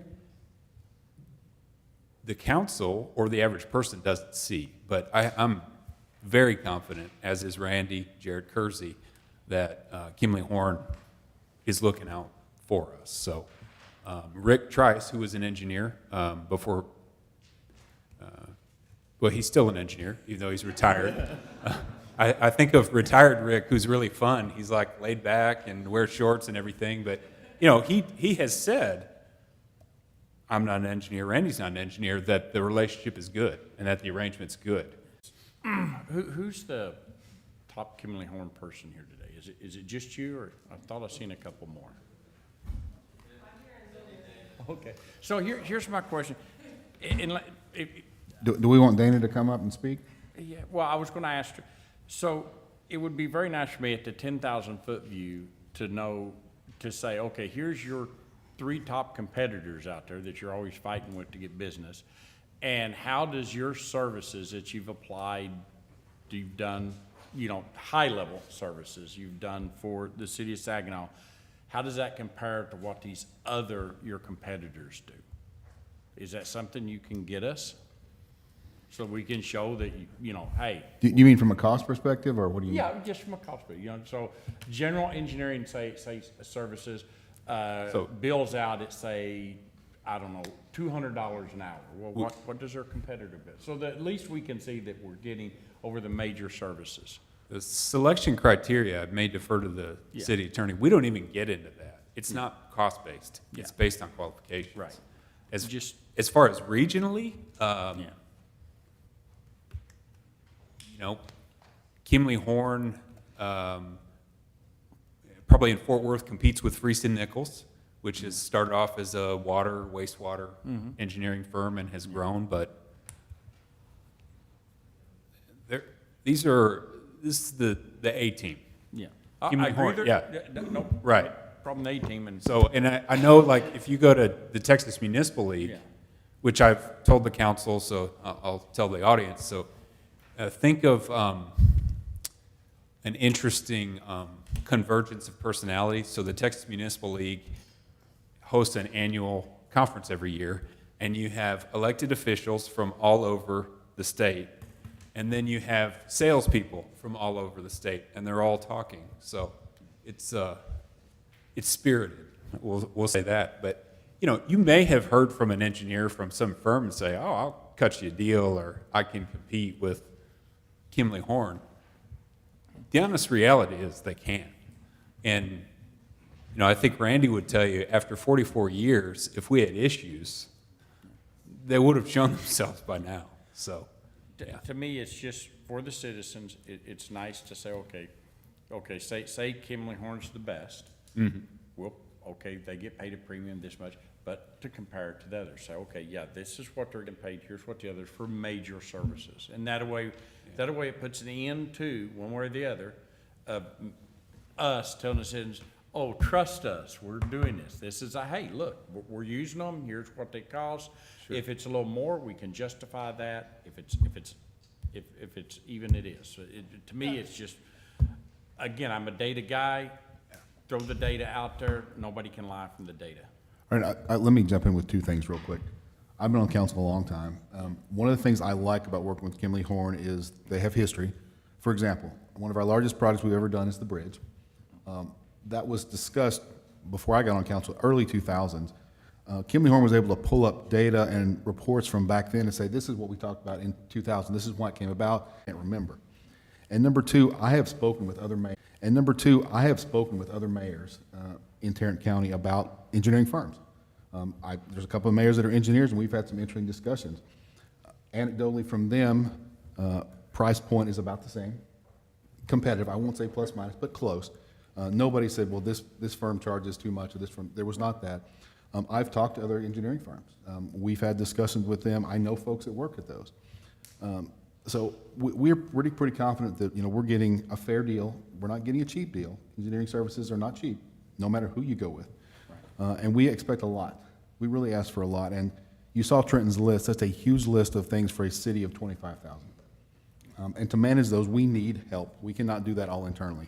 That's what we rely on Kimley Horn, not just one individual, but the entire firm, And that's why I like Trenton showing all the folks they have that they can draw from. It's not just Trenton doing all the work. It's him going through 5 different people to say, what about this, what about this? Oh, here's our water expert, here's our this. So that's what I appreciate with Kimley Horn. And I think we're pretty comfortable with where we are with him and where we should be going. So while I appreciate the asking questions, I think we've got most of the answers, and we can get you other information as well about dollars if we want to look at that. I don't think we can talk that right here today. No. We can certainly get that, so. That's what I said, if we could get that later, I think that would be good. I can add just a personal experience if you'd like. I know this is perhaps about consultants in general, so perhaps I could weigh in. Please. I won't name the city. So with respect to the hourly rates charged, I can tell you that when I was retained 10 years ago in another city, we charged $40 more an hour than our predecessor. And we dropped their bill by 50% year over year, even though the population grew by another 40%. So it's hard to put a value on a hourly rate because it's all what the total is and it's not what the increment is that you're being charged. So just something to keep in mind, just sharing my experience. No, thank you, Brad, that's fair. Okay. Any other questions or comments on this right now? There was one more, sorry. There continues to be a low-level discussion out there on whether we should hire our own civil engineer, our own city engineer versus continue to contract it out. And I'd like to put that to bed one way or another. And, you know, I'd just like to know, here's what it cost if we had to pay to have a on-site, Saginaw employee who's a civil engineer, and the qualifications it would take at a 20, because they have to do a lot. Because unlike Fort Worth, we won't have 10 of them. We got one, so they got to be dang good at everything. Versus if we continue to carve out, that way we can. I'm just trying to put that to bed. It keeps coming up out there. And to me, again, let's do the comparison and say, we've done the analysis, here it is on paper, it's good. It wouldn't be just one person. It would take multiple. Yeah. Yeah, that's what I'm saying. It wouldn't be just one head count. It would be 2 or 3, or I don't know what the number would be. It'd be greater than 1. But if it does, if we say we couldn't do it with 2 or 3, then let's write it down and say, here's what in the world it would cost us if we actually had to go do that. And show that going with Kimley Horn with that is a huge cost savings for the citizens.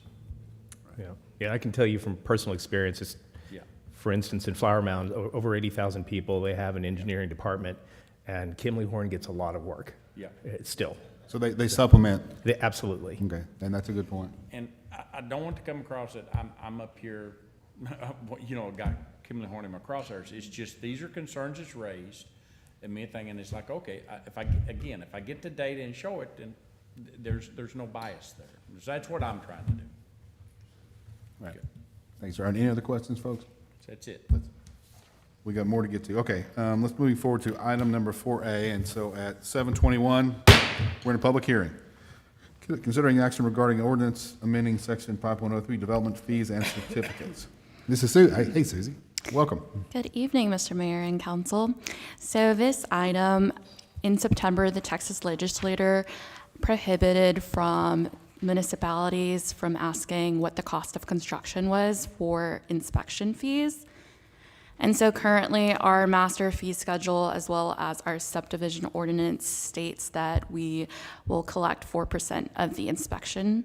So that needs to be rectified. And so this item is proposing a $300 fee per hour with a 2-hour minimum for all inspections.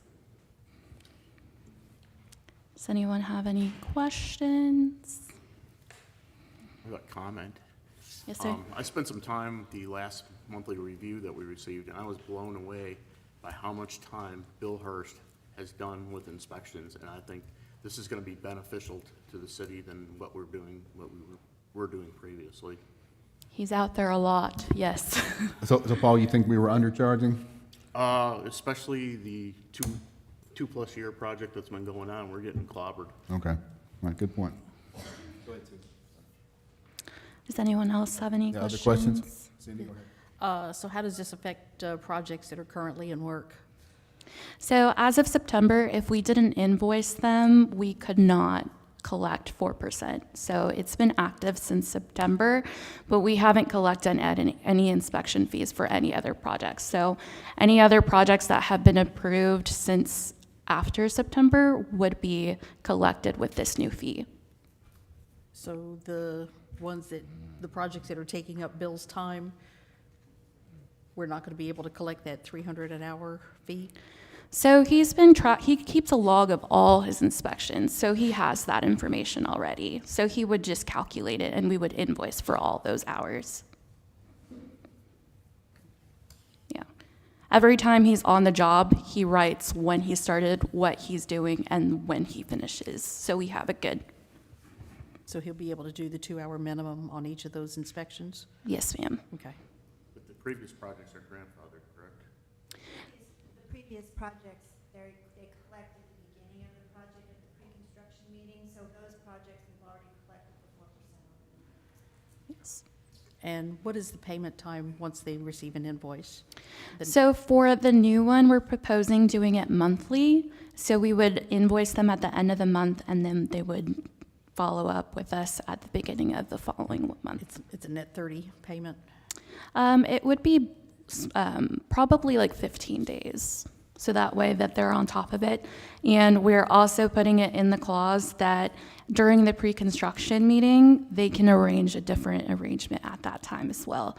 So some people want it all at the end, and so we would allow them to do that. But sometimes people are surprised by the big lump sum, so they would prefer to do it monthly and upkeep it that way. What do you mean at the end?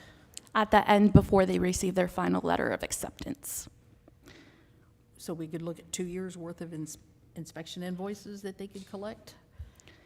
If they have an arrangement before. So Bill and during the pre-construction meeting, we would review that, and Bill has a good estimate of how long that would take, so he would arrange that with them at that time. So if Bill knows that something's going to take a year possibly or less, he would let them know at the end of the year.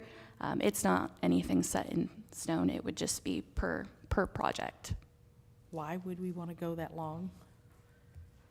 It would just be based off if a developer, sometimes they have certain restrictions when it comes to their finances, so it would just be per project. And again, that would be up to the discretion of Bill and Randy at that time. What happens if they consistently fail their inspections? So they would still be inspected. They just wouldn't pay for it until when the arrangement is established. So inspections will still happen. Bill will still keep a log of all inspections, but they will not receive their letter of final acceptance until Get our money back for 2 years. You know, we're losing more money. it would still be the same amount of money, though. Yeah, but I mean, interest and everything else we're not getting for that. I'd like to see us invoice it monthly across the board so we can get paid. We can let Bill know that it has to be before. It would be a special event that we would allow somebody to extend their payment. They would have to, we wouldn't just take a 2-year delay on payment of the inspection fees. We prefer monthly, and that's what we're going to try to. I mean, can we say something that, I And don't know what the law says, but can we say, no more than 3 months or 6 months or something? Yeah, staff would establish that. It's not concrete on the subdivision ordinance. It's up for interpretation. Yeah, and the new legislation doesn't really speak to when the payment is. It just basically says you can't base it on a percentage of the value. Can we make that stipulation? Can the council make that stipulation, no more than 6 months? I mean, Certainly. Yes, the payment timing is up to the city. Yes. How does other cities do it? So it was just recently adopted, so a lot of other cities are taking it day by day. So we're actually just copying Fort Worth's standards right now. Ours is just mimicking, we just. Yes, yeah. So it doesn't have a set date on our invoicing. I think our invoicing is up to us. So I think Kim or Bryn might prefer not to have that, so that way we are able to change it whenever we want, and it's not just concrete. Yeah, so For that's timing. right. The timing, et cetera, is up to you. So what the legislation says is you have 3 options. You can no longer go with a percentage of the value. It's prohibits value-based fees. You have three choices. You either establish what the approximate hourly rate will be and how long you think it will take, and then you bill whatever that is.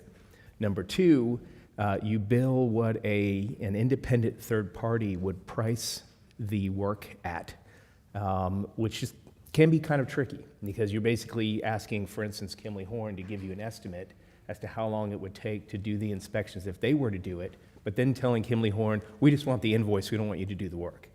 And then they then invoice the city to prepare the estimate for you.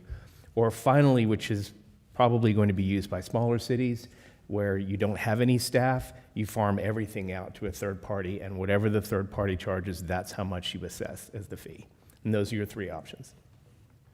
So, I mean, on this, I definitely this is on my wheel. So when I'd either lean to Kim and asked her, or as a finance director, what would be the best, or say I leave it up to the director who does this to set the invoicing. Because the one thing I don't want to do is on council, and this not be something I'm good at, to say, we're going to invoice every month, and then end up becoming a nightmare and a paperwork issue on you. Right. So I lean more towards leaving it with our experts. Yeah, I agree. I think we set the per hour and 2 hour minimum and let Randy work out the details. I think Agree, but I don't want to wait 2 years to No. send somebody an invoice. that's fair. I think Randy understands that. So, and I'm assuming this $300 is pretty standard, or at least standard from what we know today. This is not going to be sticker shock for anybody? No, sir. Not too much sticker shock? I mean, Yeah. a little bit, but. Yeah, the city of Fort Worth's doing it, and no Okay. one, has Okay. complained. Is that what they charge, 300? Yes, sir. Okay, so they, And there's no legal issue about charging any, it's long just as not, it's silent on that, it's just, So the peripheral legal issue is the city's not allowed to make a profit on their fees. That's called an illegal tax. And the impetus for the bill that outlawed the value-based fee was that's a disguised tax, because the percentage that you set as to the value of the project, and you say that's my fee, is arbitrary.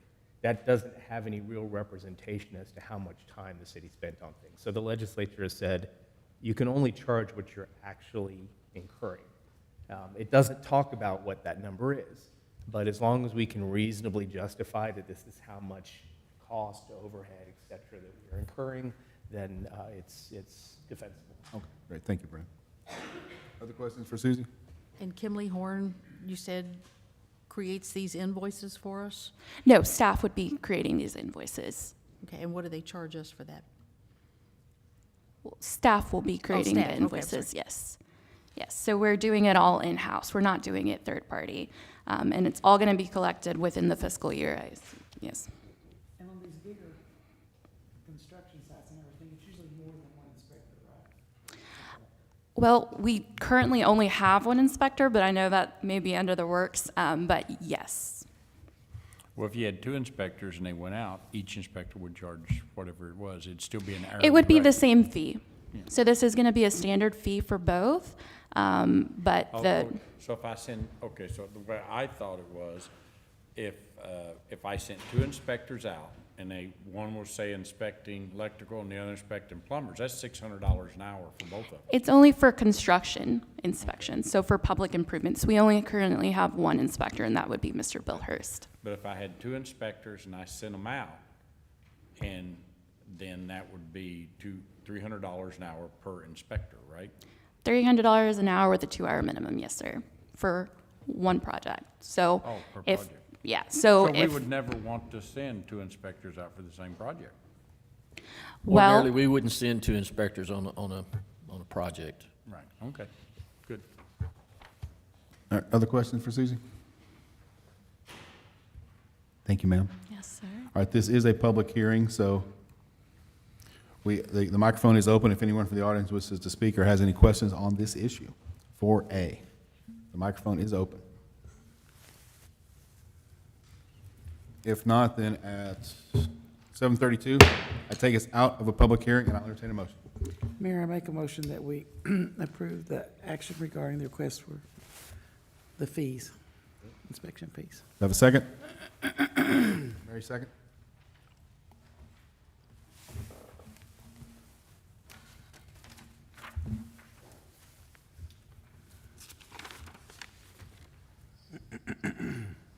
Motion passes. Thank you, Susie. Sir. All right, moving forward, at 7:33, we're back in a public hearing. Consideration action regarding a request for a change in zoning from office professional, OP, to neighborhood mixed use on the approximate 9.9 acres of the Walter Joseph Survey, commonly known as 1051 Grand Central Parkway. Susie, Also back. welcome back. Yes, sir. So, Mr. Mayor and Council, on this item, we did meet with the Planning and Zoning Commission last Tuesday, and fortunately, we had a very good turnout.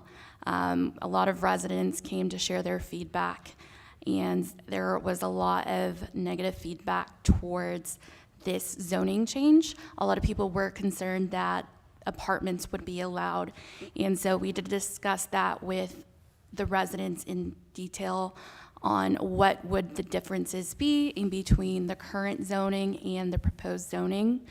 And with all of the feedback, staff will remain neutral on this stance. But we do have Ms. Abra Nasser here today to also talk about the NMU, so I will lead her with that.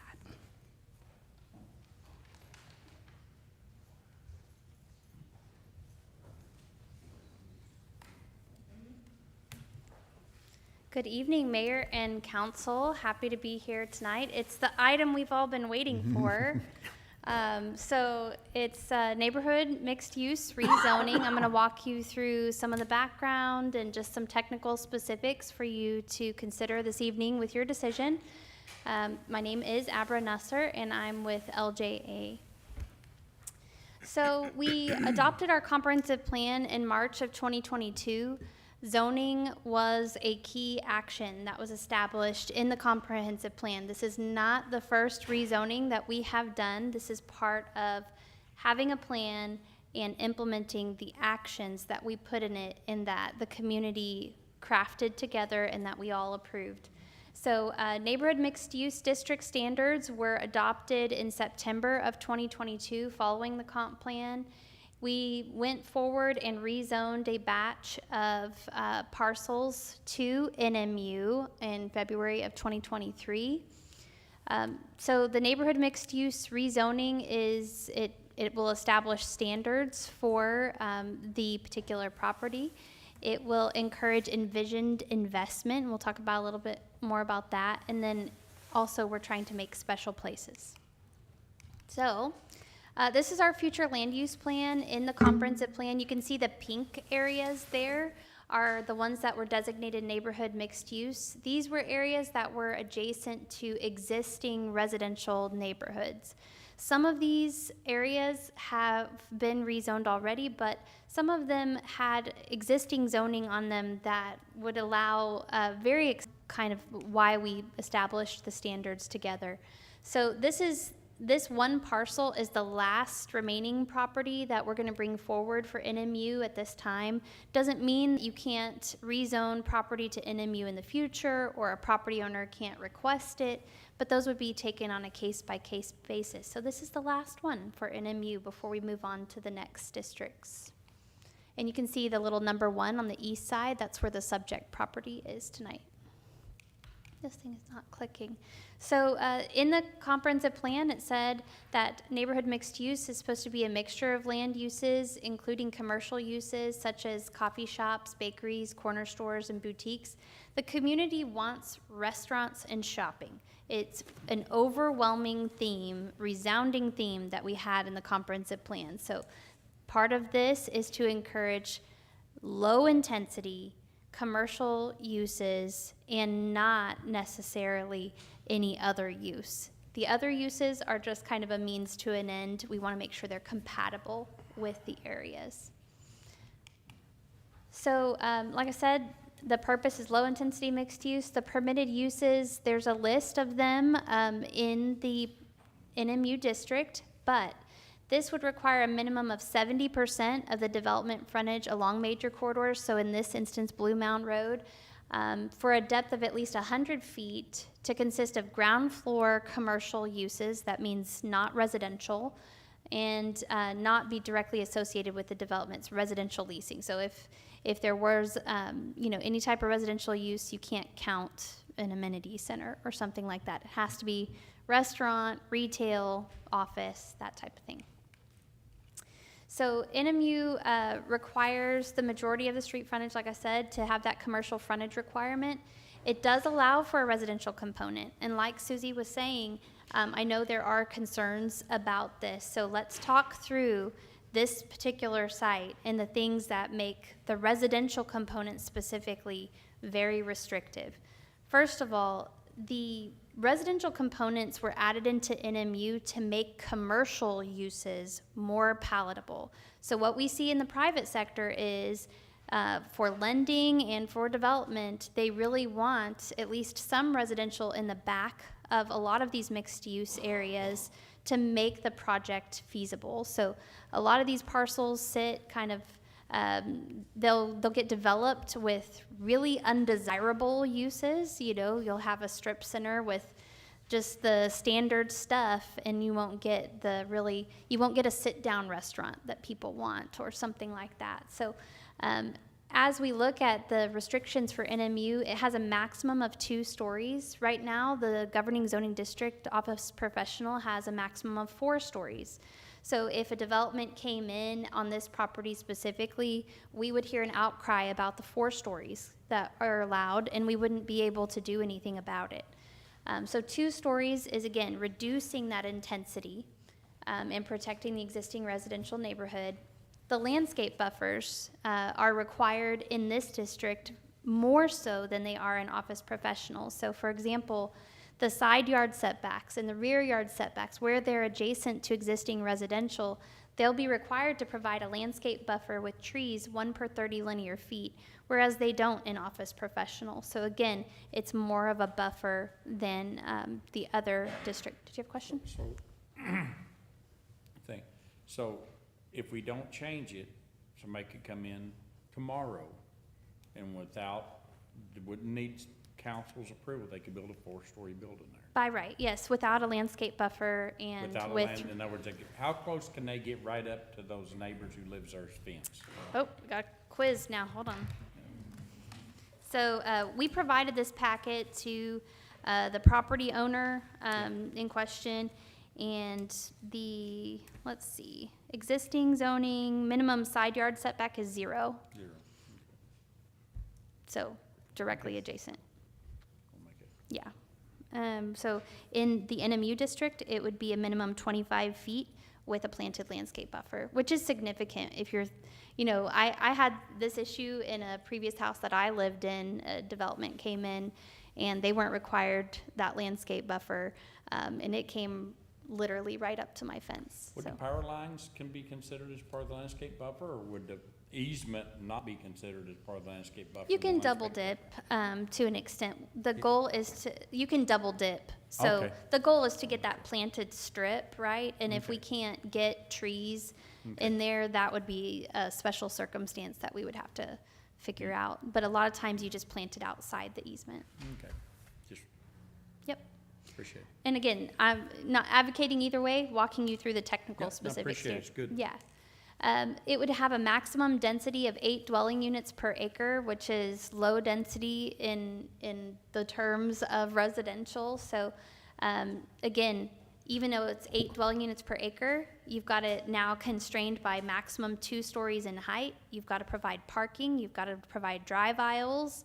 You've got to provide other landscaping in your parking. So, I mean, it's getting smaller and smaller, right? And this would only be in the back of the property because you're required to have commercial frontage. So the 8 per acre, that's actually buildable, right? So there's, my understanding, there's only about 7 acres. Yeah, on if this you've that's got 7 actually acres, buildable. the whole 7 acres, you've already got your landscape buffers, parking, you've got minimum 15% green space, so it's getting smaller and smaller. So you're talking about what, 57?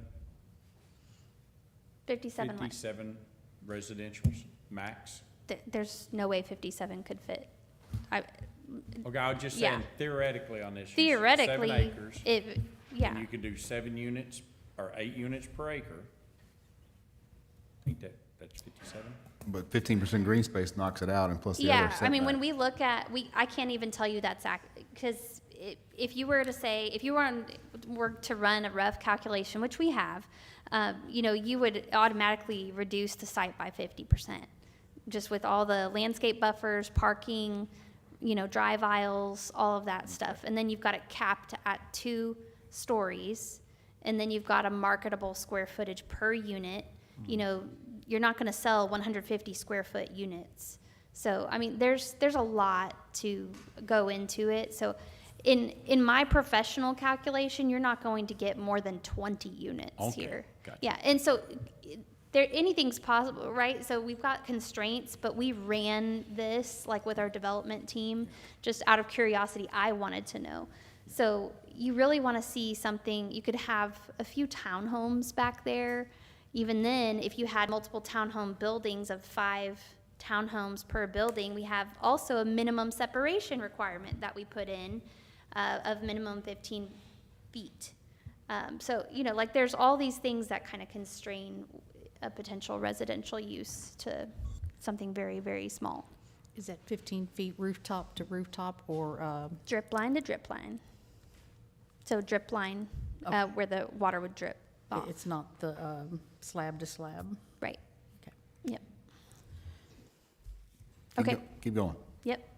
And I do want to clarify, it's up to 10 dwelling units per acre with an activated amenity. But again, this site, if you had an activated amenity, there's only so much. Define room. activated amenity, please. It's actually defined in the ordinance. It has, I don't think that's in my little packet here, but it's actually defined in the ordinance. I think it's a minimum of 2,500 square feet or something, and it has all these stipulations. It's a clubhouse or something like that, right? It's a plaza, yeah. a park, something Which like would that. take away dwelling unit space opportunities. Absolutely. Yeah, it's just continuing to shrink. It's not meant to be a residential classification by any means.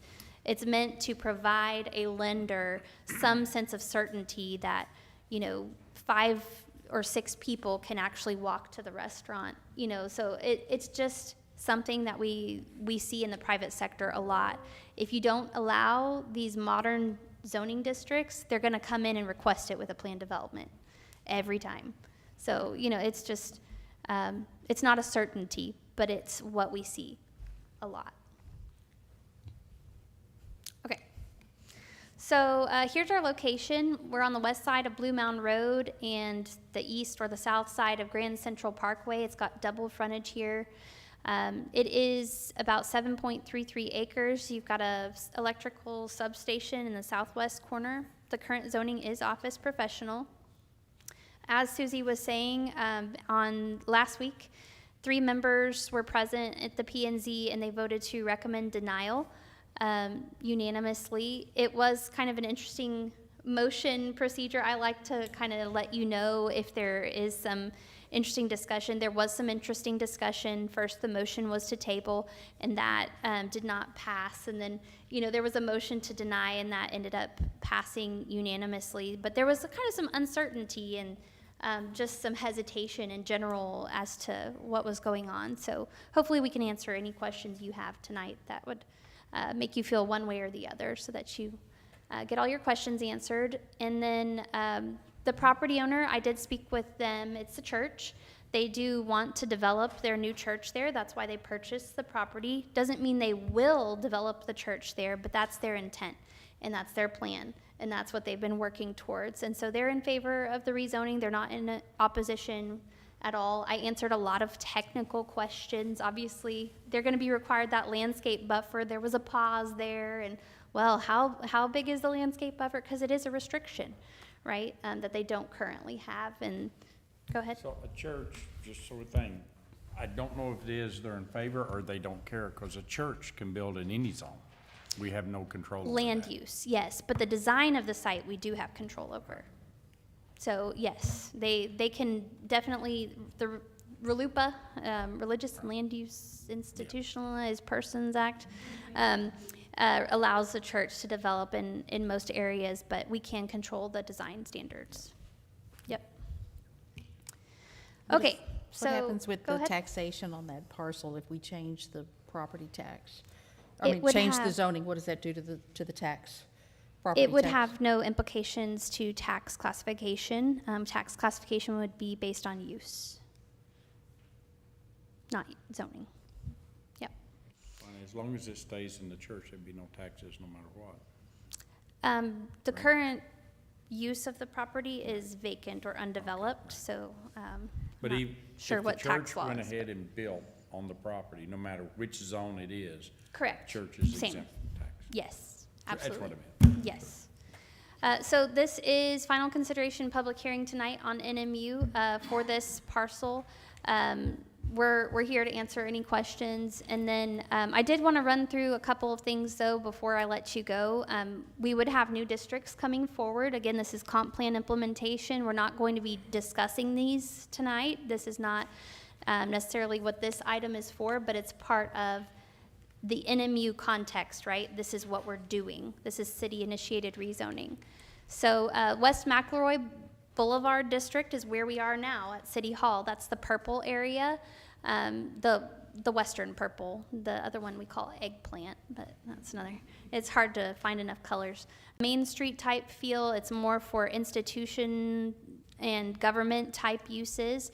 Again, it would have a mixture of land uses, but it would have a Main Street type feel, low intensity, and really, it's supposed to be a special brand, right? We have these nice lamps and lights outside. We're trying to make a special ambiance and let people have a sense of arrival. So that's kind of what we're trying to portray in the West McElroy Boulevard District. I'm not gonna kind of belabor this, but the comp plan goes into all the standards. So you would have this as a district before you for consideration soon. Also, the Saginaw Boulevard District is coming down, so although it is a TxDOT maintained roadway, we can kind of control the private frontage to an extent with some design standards. So it's meant to have kind of the more businesses that people are asking for and have the mixed use type feel. Again, trying to modernize these zoning districts to free up some redevelopment opportunities that are going to make it look nicer and really bring in some amazing landscaping and lighting and new activity, some walkability. That's the goal here, is to implement the vision that people come up with. It's not just going to happen by itself. So this is trying to put our best foot forward. So again, trying to allow mixed use development and trying to discourage the more strip center type development. With all of the NMU rezoning that the council has already approved, how many businesses are actually established, new businesses are established in those new zones? In the recently rezoned NMU parcels, I'm not aware of. How many parcels was that? In batch one, I believe there were 9. I'm looking for Susie. I don't know. Hi. There was 9, because we removed a couple. We had 10. Her mind's like a steel trap. Listen to that. So she said 7. So there were 7 with batch 1. This is batch 2, so that would make a total of 8. And so I'm not aware of any new applications since that, but we received positive feedback from the property owners that they felt like it was going to help them develop those parcels.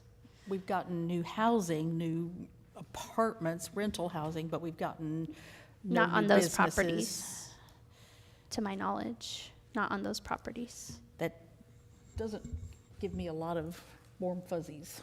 About what? I mean, we're not, It's been less than a year since those were rezoned. So I think that we would need to talk to those property owners and see what kind of interest they've had. A lot of times, they're actually preparing applications that haven't been submitted to the city, and the development life cycle can, well, take I any look at number the of forms. property up on Bailey Boswell and 156 on that Mhm. southwest corner. We've got the apartments, but, I mean, we've been waiting forever for businesses to come in there, and they're just not showing up.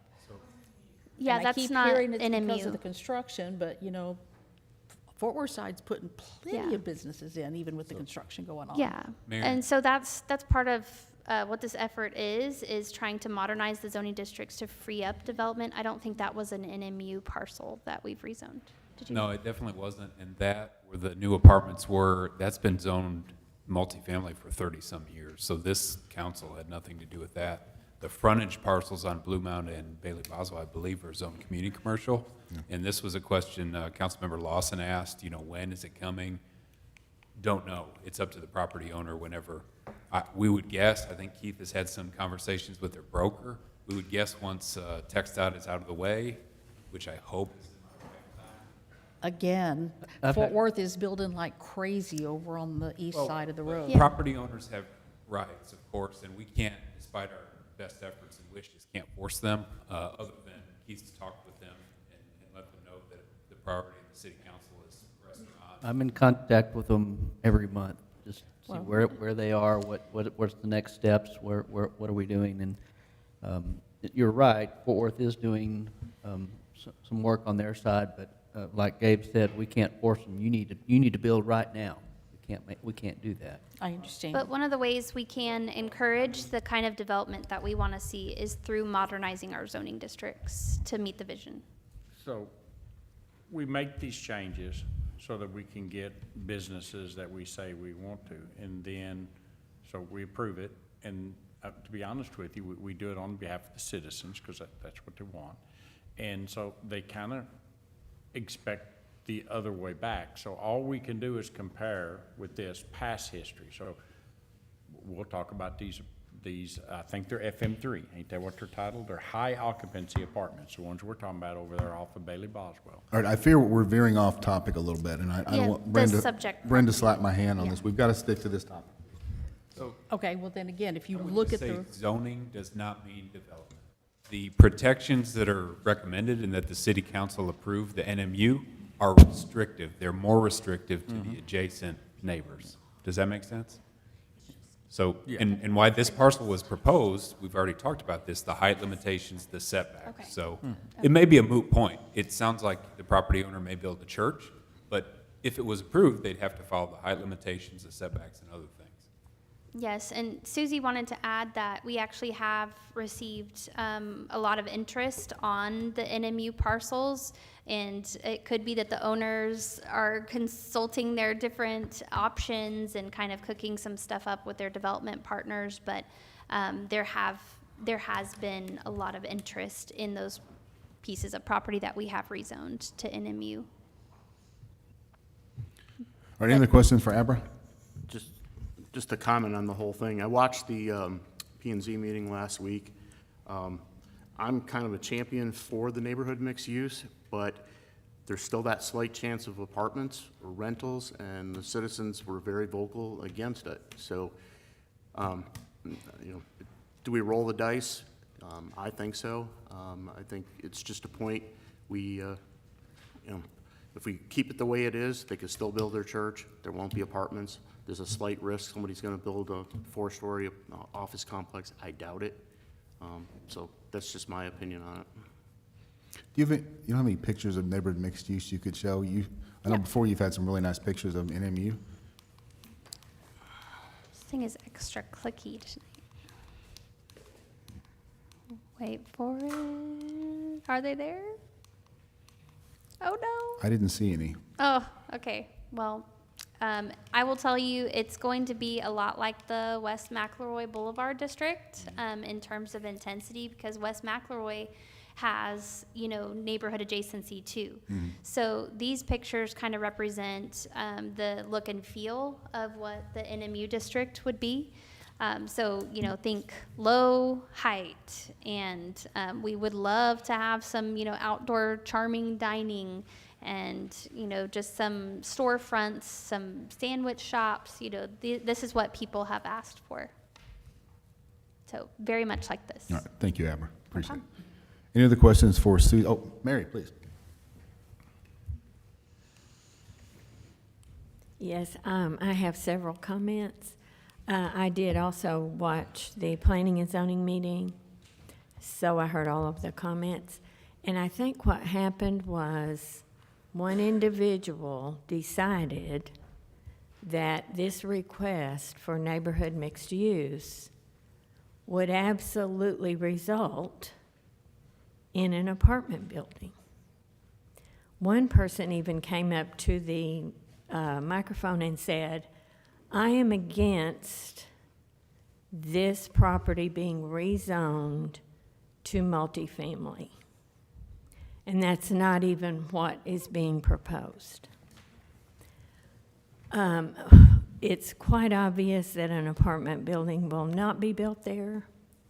And just to put it in perspective, first of all, when one person decided it was going to be apartments, everybody decided that that was the truth, and it isn't. And just to put it in perspective, there's a number of uses that are allowed in different zoning districts, and the way it is zoned right now is office professional. And I looked at all the uses that could be built on office professional. We've already talked about it could be a 4-story office building right up against the street. And I am not saying this to scare you and make you think, oh, let's get rid of the office professional. One of the uses that's allowed in office professional is oil and gas wells. Now, do I think an oil or gas well will be built there? No. But someone could have seized upon that and upset everybody back when it was zoned office professional and decided there was going to be an oil or gas well there and got everybody up in arms. So I compare what's being discussed to that. You know, just because a particular use is allowed does not mean it's going to happen. If we approve the neighborhood mixed use, we will be following the comprehensive plan that was approved by this council. And neighborhood mixed use is much, much, much more desirable than what it is now. It's been zoned office professional for many, many years, probably since the beginning of zoning. Has that developed into office professional? No, it hasn't.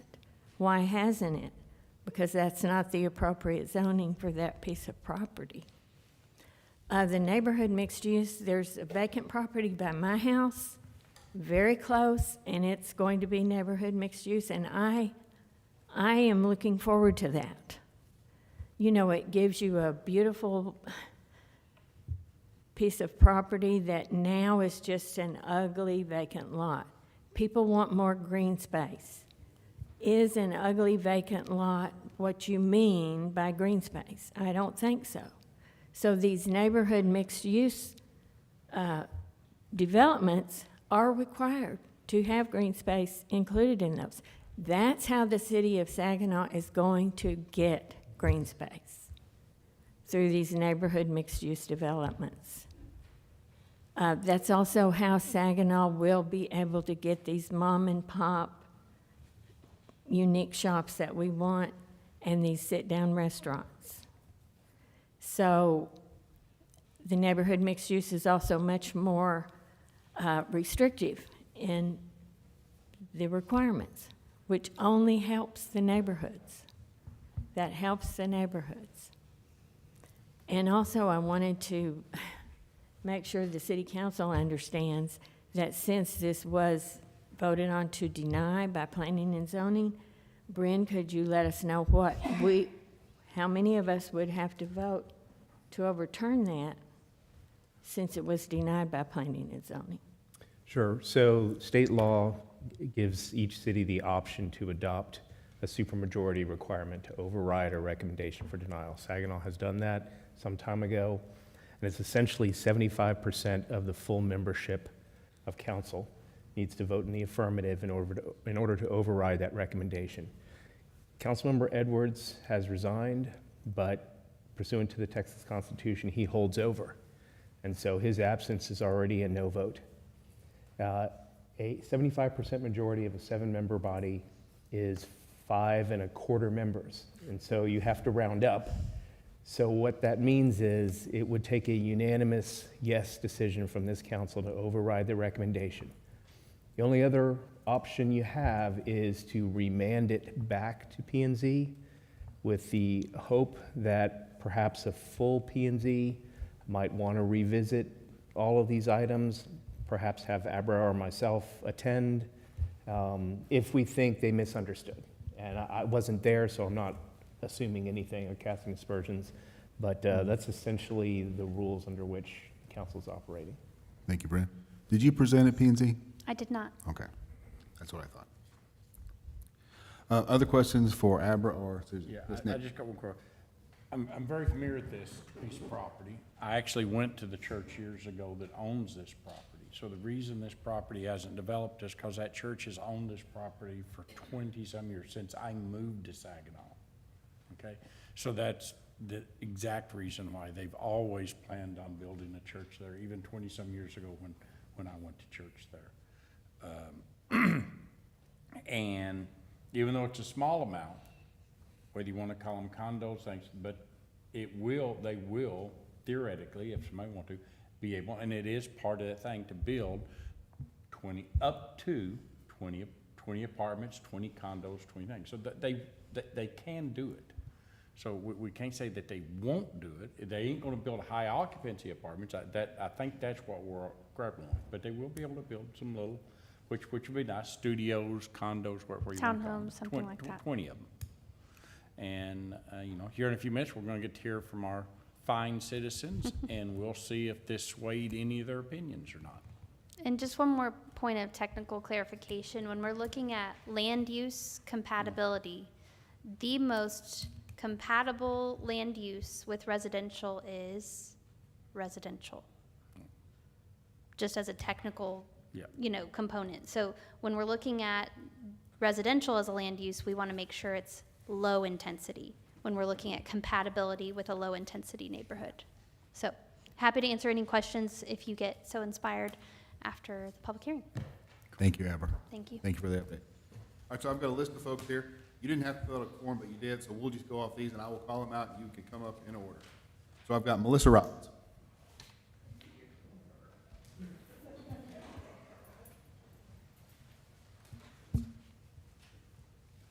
And I ask you just introduce yourself and tell us where you live, and then go forth. Okay, Melissa and Jerry Robbins, we live on Topeka Drive. We moved here 1999, December. So we have been here for a very long time. Although we maybe not have attended a lot of city meetings, we have also used our time in the elections and so forth, and that stopped doing that about 2016. So we're well aware of some of the innings and outings of a city. So I want to thank the city council for being here, and also the neighborhood individuals that have showed up. These days we are inundated with busy words: sustainable neighborhoods, 15-minute cities, new urbanization. I believe the term perfect community was used, so I looked that up. It is actually Latin for societas perfecta, and it was a phrase given to political theories and the Catholic Church. So our neighborhood is neither. We are a group of diverse people living in a neighborhood, paying the taxes, and I will admit, paying the taxes. So each having our own, with the political theories, each had their own legal system, so naturally they were able to handle matters. So that's why we're here tonight, to speak to you about this. So I'm looking at our city government. Is it what we are to do? In our hopes that an understanding can be a benefit to SF, meaning single-family dwellers in this neighborhood. Regardless of the type of rental, adding additional rental units to the neighborhood share at the expense of the SF owner occupied. They also, rental unit is of lower quality. I add that also the artist rendering did not fit any of the buildings that we even have in Saginaw or around here it did show at least 3 to 4 stories high. With that in mind, I look at the neighborhoods behind us. Would they not be affected by the shadow cast from such buildings? Now that I hear that there's not one, but there would be several, that would be something I think would be something to look at, how that would affect that neighborhood as well. Spillovers, so that's a buzzword too. Mentioned the negative site internalities from poor upkeep, automobile congestion, neighborhood crime, neighborhood character in single housing, which is frequently multi-storied, may also impede airflow, views, and sunshine. What else is a neighborhood that backs up to this would not be able? And I mentioned that earlier about that neighborhood. So I guess beauty is in the eyes of the beholder. Sometimes an empty lot can be more than just that. We often have young softball teams that come out there, the little guys, out there practicing in the field. We have walkers. We have a vet that brings their dogs out and walks them in the area. We also have a wrestling team that will come, more than one, and wrestle underneath the pavilion that is there. So it is used. I think it is an area that would benefit sometime in just being a grassy knoll area. Since we also know that all areas that are typically concreted and asphalt over also cause temperatures to rise in the neighborhoods. This is a known fact. There's a lot of documentation on that. So maintenance and appearance. A number of studies have found rentals are less maintained than the owner-occupied housing, which would be the single families. Renters only enjoy consumption and are not investment return. They also mass emit negative site appearance, which takes away from the look of the neighborhood and lowers housing values. Crime. I believe that if we are sandwiched in apartment complexes, which I believe that was addressed, that we may not be, but also it is that we would be sandwiched in apartments on one side and rental buildings and so forth on the other. This does affect our police department, where it's also called the passive policing, where we'll have police that'll, go through the neighborhood. In this particular part of looking at this, it also showed that in these neighborhoods, it may decline. So homeowners' involvement in the neighborhood ends up being perhaps watch groups. Renters are less invested. If we look down Highway 156, headed north, there are many apartments, not to mention the possibility of more going up at the high school area. Why more in such a small area? If our neighborhood has no say, then it is an absolute request that the site be placed under rental density limits. That restricts the number of rental properties in a given area. Our city government should be concerned over its citizens, the air, the water, the safety, public health. However, many such cities do seem to be taking more of a look at using taxation, finance, and budget. Lacking in that is economic development, not touching on infrastructure and transportation. The three issues that ranked least were social services, public health care, and environmental resilience. Our city's main focus should be the citizens and what is best for them. Looking around our city, it does not look as though with all the tax money that there are areas down Saginaw, Maine that cannot be addressed. There are areas deeper in the Saginaw neighborhoods. Those areas also need addressing. They're older homes. I'm not saying they should be torn down, but they need to be addressed. Whereas we're looking at our neighborhood kind of being, thrown out with the baby with the bathwater. And that's all I have to say. Thank you. Thank you, ma'am. So, are you for or against? Again. Okay, thank you. All right, next, John Pete.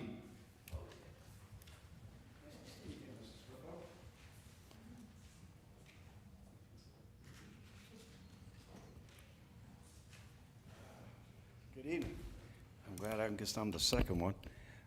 John Pete, 644 Fox Run Trail, Saginaw, Texas. Mr. Lawson, I got a chance to help you with your town halls that you had for that one commercial property up there on Blue Mountain. You called for citizen participation, and I made sure everybody came around because I took a little picture of the little sign. So I got 2 minutes and 47 seconds. That's good. I'm against this because you've had planning and zoning problems ever since Matthew Lewis has been on board there since 2010. Last time I went, I was a part of that for a little while. And when I first came on board, he said, "You're going to elect me chairman." And I thought to myself, why? Maybe he had a little bit of experience. Maybe I didn't. That was 2016. So you are undercutting the people here because you are fulfilling just a minimum 200-foot identification. You're undercutting them because it affects all of us. And you got a failure to communicate what we want to give you. And I've been calling for town halls, not infomercials, for a long time.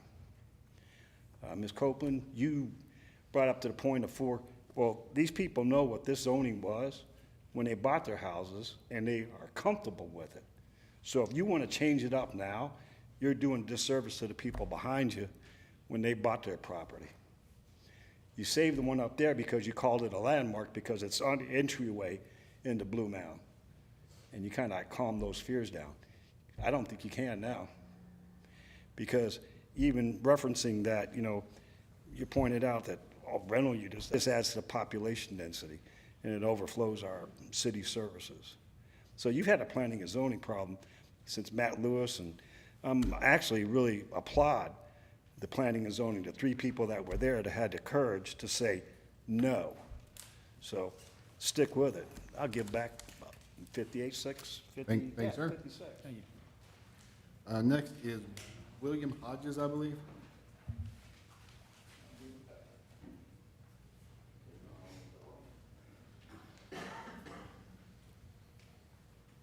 Hello, my name is William Hodges. I live at 1204 Topeka. I'm against the change in zoning. My understanding is neighborhood mixed use has the potential for apartments, which I don't want to see. My understanding is the church owns it, plans to build a church, and in the meantime, it's been a nice grass field. I say just leave it alone. So that's it. Thanks. Thank you, sir. Next is Cassie Johnson.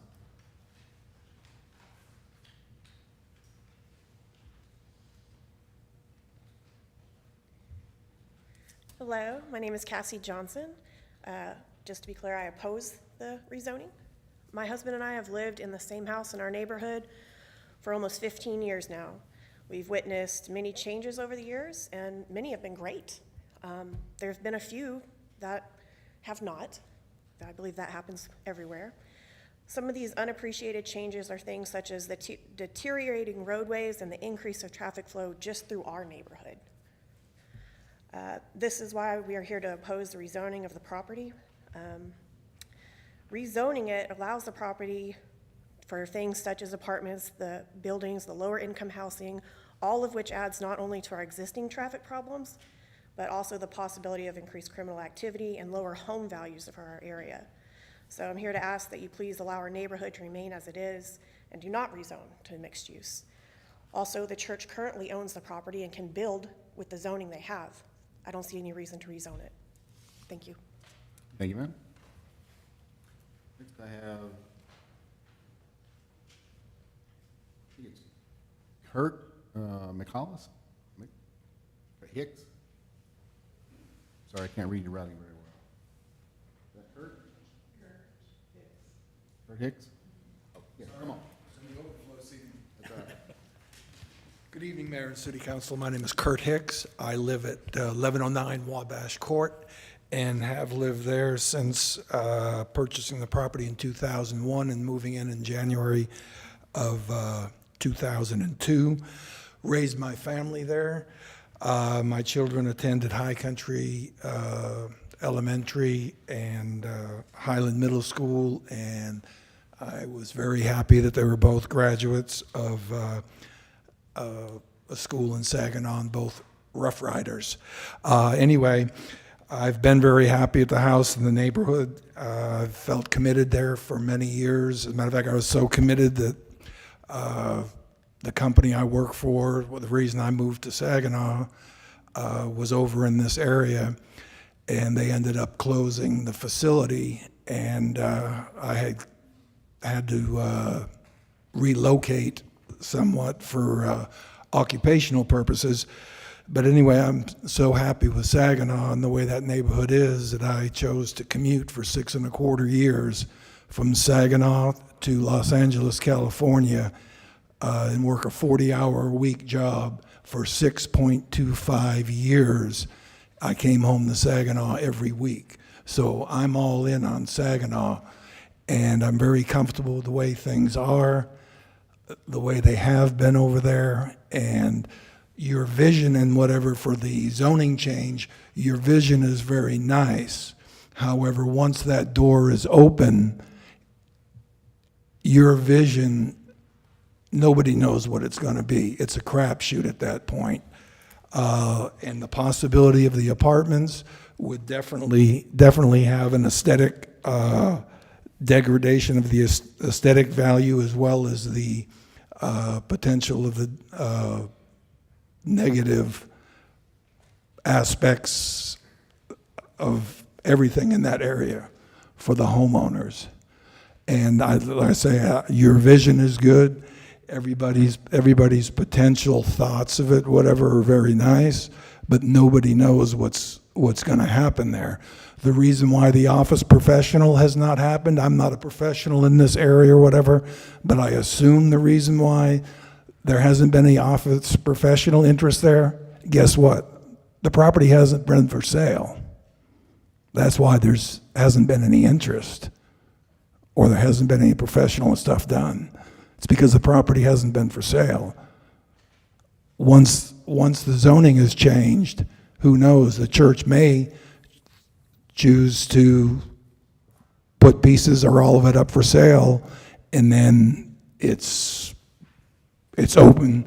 The way my neighborhood will look is up to the highest bidder. That's the reality of it. But anyway, I oppose it.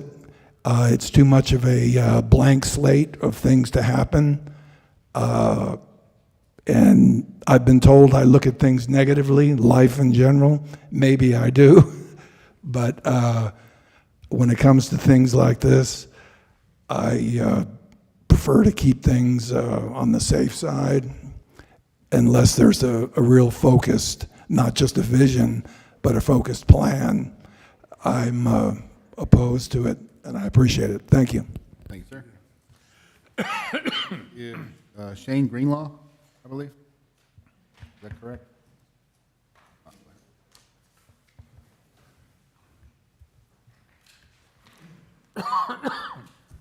Council members, Mayor, thanks for having me.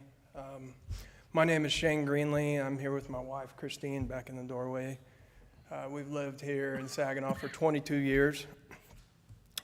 I currently have a daughter that's a senior at Saginaw High School. I also have another daughter that's 8th grade. She'll be in high school next year. The city's been great as far as education and everything they've done for us. We've really enjoyed it. I actually live at 1052 Grand Central Parkway, which is, I have that monstrosity of an electric power plant in front of me now, which I understand that. I understand people need power. I've gotten over it, getting over it. But the land in question is 1051. We've, over the course of, 20 years, I've made friends with the property owner, and they've always intended to build, you know, a church on there. So one of the reasons that I really think this comes out is because they have no intention of selling. So from my perspective, and some of the perspective in the neighborhood, is that, you know, if it does get rezoned, then many people will approach the landowner to try to purchase, and then at that point, it just becomes a bidding war, and now we have residential. So let me be clear, we're not in any favor of residential use for that property at this time. The reason I say that, I've lived on Grand Central for 22 years. It used to be a nice, peaceful street. And now it's a cut-through for the lack of planning that the city and other neighboring cities have done. It's a speedway. We call it the Raceway, Grand Central Raceway, because the stop signs are optional, there's zero police presence. The crime has gone up, more packages stolen, yada, yada, you can name it. What really got my attention last year was the fall when my 13-year-old daughter was walking home from middle school, and a gentleman tried to pick her up in his car. He started saying he makes music videos. He had a clothing line. He wanted to give her a ride. Stuff I never fully expected to see in my neighborhood. I learned later that this person hangs out at the apartments over there off of Bailey Boswell and Blue Mound. I have additional foot traffic in front of my house all the time. Everything has changed. Everything is different. The people that used to be my neighbors have moved, all right? And unfortunately, I think a lot of them rent their houses out. So let me tell you what a rented house in my neighborhood looks like. It usually consists of about 10 to 12 people and about 5 or 6 cars. And that's how they end up working.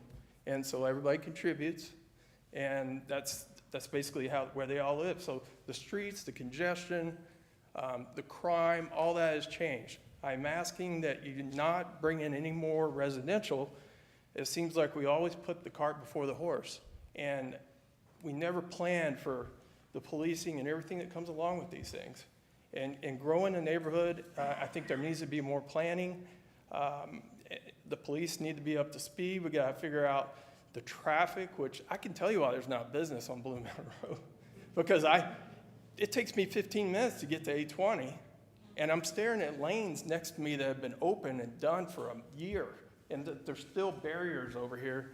So for me, that would just be, it wouldn't be appealing to me.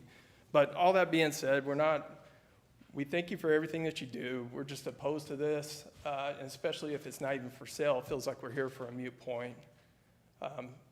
But we are against it. Thank you for your time. Thanks, sir. Next, I have Azim Lugmani, I believe. I'm sorry if I'm saying it wrong. You also gave me this, sir, so do you want to read this or address this? No, it's okay. My name is Azim Lugmani. I live across the road of the subject property, and I have come here to participate in public hearing, and I am opposing this proposal. So that's what I am telling you.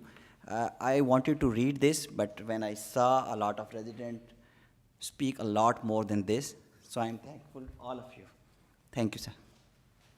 So I've got this letter. You want me to read this? You don't want to read this? Because you wrote it. You could do better justice than I could. So I don't. So should I just read this for the record? What should I do? How should I approach this, Brandon? Give me some advice. It's up to you if you want to read it or not. Otherwise, it can be turned into Janice, and she can keep it with the records. Can we just do that? We put it in the record. Is that okay? Are you okay with that? Do you want me to read it, or you want me to put it in the record with the city secretary? Council, would you like me to read this or put this in the record? Let's read it. It's lengthy, so you're gonna have to give me a minute. Time to write it, let's read it. I would happily do that, but you want to read it now or send copies to you later? Before we vote, we should probably read it now. Y'all okay with that? All right, give me a minute. So this is from Mr. Lugmani. I want to say your name correctly. And it's addressed to the city. Opposition, I'm writing to express my strong opposition to the proposed zoning changes for 1051 Grand Central Parkway, Saginaw, as outlined in the public notice dated January 31st. As a concerned neighbor and resident near the subject property, I believe that their proposed changes would have significant negative impact on our community and quality of life. And then he's got them numbered. Number one, impact on property values. Proposed changes could potentially decrease property values in the neighborhood due to provided reasons, such as increased traffic, noise pollution, or change in the neighborhood. 2, traffic congestion, the decreased density or commercialization resulting, increased density, or commercialization resulting from the proposed changes would exacerbate existing traffic congestion issues on Grantsville Parkway and surrounding roads, posing safety hazards and reducing the overall livability in the area. 3, parking issues, worries about increased demand for parking spaces resulting from the new development or change in land use which could lead to parking shortages or congestion on neighborhood streets. 4, impact on neighborhood character, concerns that the proposed change could alter the unique character, charm, or identity of the neighborhood and such as thoroughly incompatible architectural styles or land uses. 5, negative effects on quality of life, concern about how the proposed changes could negatively affect the overall quality of life in the neighborhood, including factors such as air and water quality, access to public amenities, and general livability in the area. 6, public safety, worries about potential impacts on public safety such as increased crime or decreased emergency response time resulting from changes in population density or introduction of new commercial or recreational facilities. School overcrowding. 7, school overcrowding. Schools are already overcrowded. Concerned about the potential strain on local schools and educational resources caused by an influx of new residents resulting from changes in zoning regulations or the approval of new development projects. 8, loss of open space or greenway. Objecting to the loss of open space, parkway, greenway within the neighborhood due to construction or change in the land use that could result in reduced access to outdoor recreational opportunities or decreased aesthetic appeal. 9, infrastructure upgrades. Concerns that the proposed changes may necessitate costly upgrades or expansions to existing infrastructure such as roads, utilities, or public transportation systems, which could burden taxpayers to lead to increased government spending. 10, erosion of community identity. Worries that the proposed changes could erode the sense of community identity or cohesion within the neighborhood by introducing elements that are out of character with its history, culture, or value. 11, displacement of vulnerable populations. Concerned about the potential displacement of vulnerable populations such as low-income residents or long-term homeowners resulting from gentrification or redevelopment of properties into higher-cost housing or commercial space. 12, lack of community input. Objections to a perceived lack of meaningful community input or consultation in the decision-making process regarding proposed zoning changes leading to feelings of disenfranchisement or marginalization among affected residents. 13, change in character or aesthetics. Concern about changes to the character, aesthetics, or architectural style of the neighborhood that could result from new development or changes in zoning regulations. 14, noise and disruption. Concern about noise level and disruption caused by construction activity associated with the new development. 15, loss of privacy and aesthetic appeal.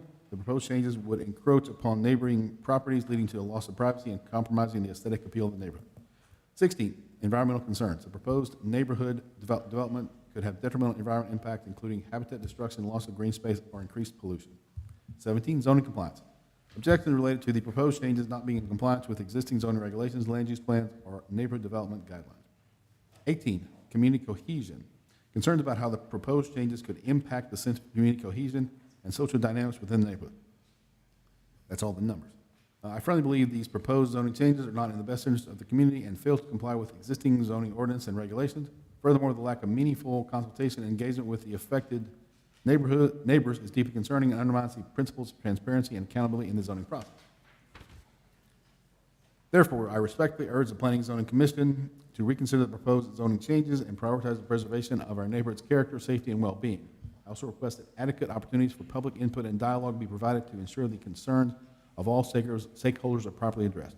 Thank you for considering my objections. I look forward to a thorough review of this matter and a decision that reflects the best interests of the community. Sincerely, Azim Lohani. I don't agree with everything, but it was very well written, sir. Very, very well written. I could not have written that better. Thank you. Lohani, next is Regina Gordon. And that is the last. No.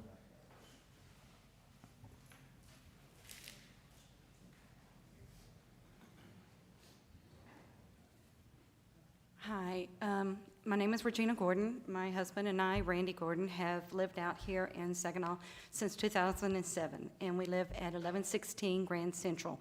We're right directly across the street from the property that is under discussion. We are totally against this rezoning.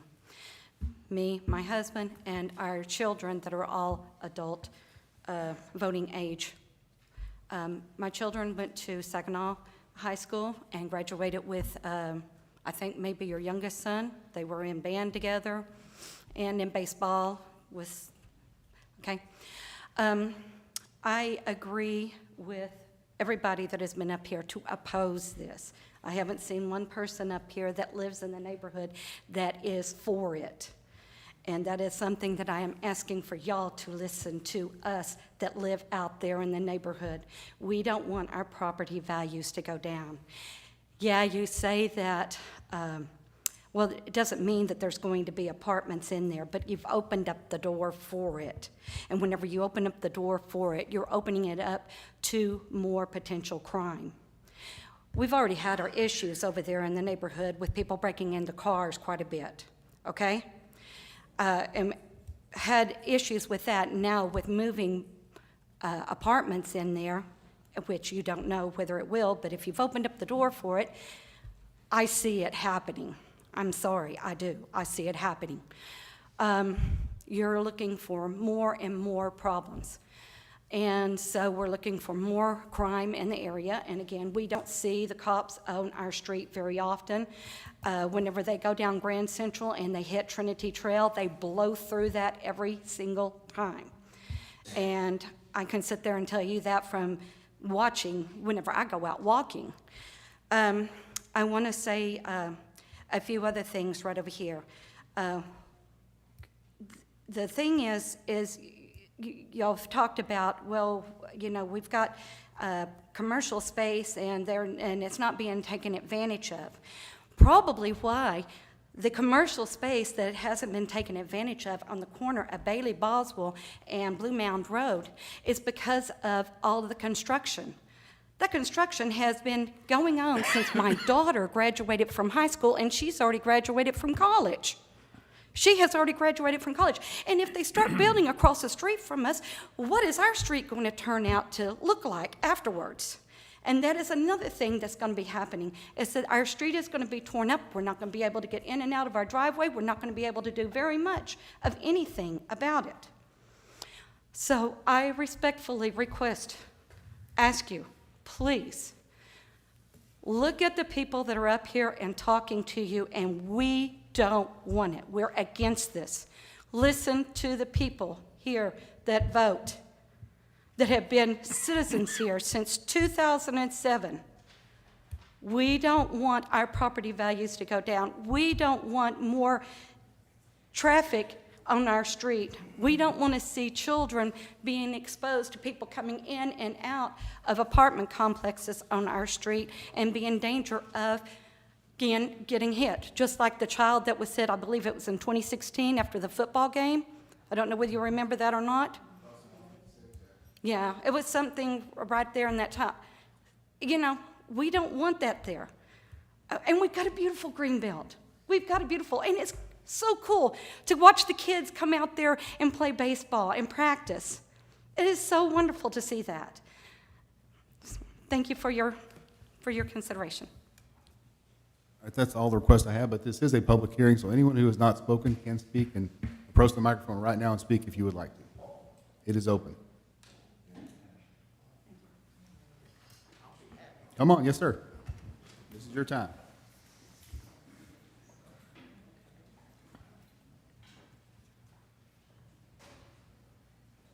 My name is Jerry Robbins. My wife's Melissa. She spoke earlier. We live at 1261 Topeka Drive. Lived here since 1999. When we moved out here, there wasn't nothing. And now we have all this stuff. But I'm voting, I want you to vote against this rezoning. We've been told multiple times. I've talked to I don't know how many people, even Susie said, at the Planning and Zoning Commission. Once the builders, you can't tell the property owner what they can build on it. And I don't care what you say either. That's exactly what I've been told. So you're opening the door if you rezone that. And it doesn't have to be apartments. It can be townhomes, whatever. It's still rental property. And ma'am, I can tell you right now, if I get the chance to vote you out, I will. Because I don't like the way you presented what you said, because I don't think you really realize what this neighborhood is. I've called the police out to my house twice in the last 2 weeks, okay? Crime has gone up because of those apartments. A lot of those apartments there at Bailey Boswell and 156. If you don't think, and the traffic is horrible, just like everybody says. But I'm telling you right now, it's all about the money. That's exactly what it's about. Y'all say this or whatever, but somebody's getting money somewhere. And that's the way it is. That's what's wrong with our government today, our country today. Because the money, it's all about the money. Somebody's getting the money. So I respectfully ask y'all to vote against the rezoning. Thank you. Thank you, sir.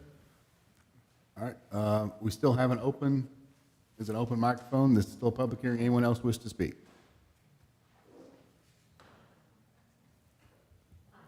Come on. Yes, ma'am. Now's the time. Hi, my name is Judy Sutherland. I live at 1109 Wabash. To rezone it, again, if the church comes in, that's great. They're only there Wednesday night, maybe Saturday and Sunday. Very casual use, no problem. You have on Grand Central, you've got houses. So if you rezone it for condos or, you know, a restaurant, like the renderings they said on McElroy, well, that's great. Where are the houses? There are the big wall, like at the community center, and their houses are back there. There's no houses around here. Even Saginaw, there's no, on Saginaw Boulevard. That's all commercial. But here you've got a piece of property with a horrible electrical thing there. You know, let's turn it into a green space or whatever. But I would rather see a church there because, like I said, on the other side of the street are houses. It's not commercial. If you want to do something commercial on Blue Mount, fine, because there's already a strip mall there. That's fine. But when you get to where you have this property and you try to rezone it, and like I said, the church can sell it whenever they want. What's going to happen if they sell it? Condos, that's usually rental. That's not usually ownership. And again, the majority of what it is on the other side of that property is houses. They're all houses around there. So I'm very much against it. Thank you.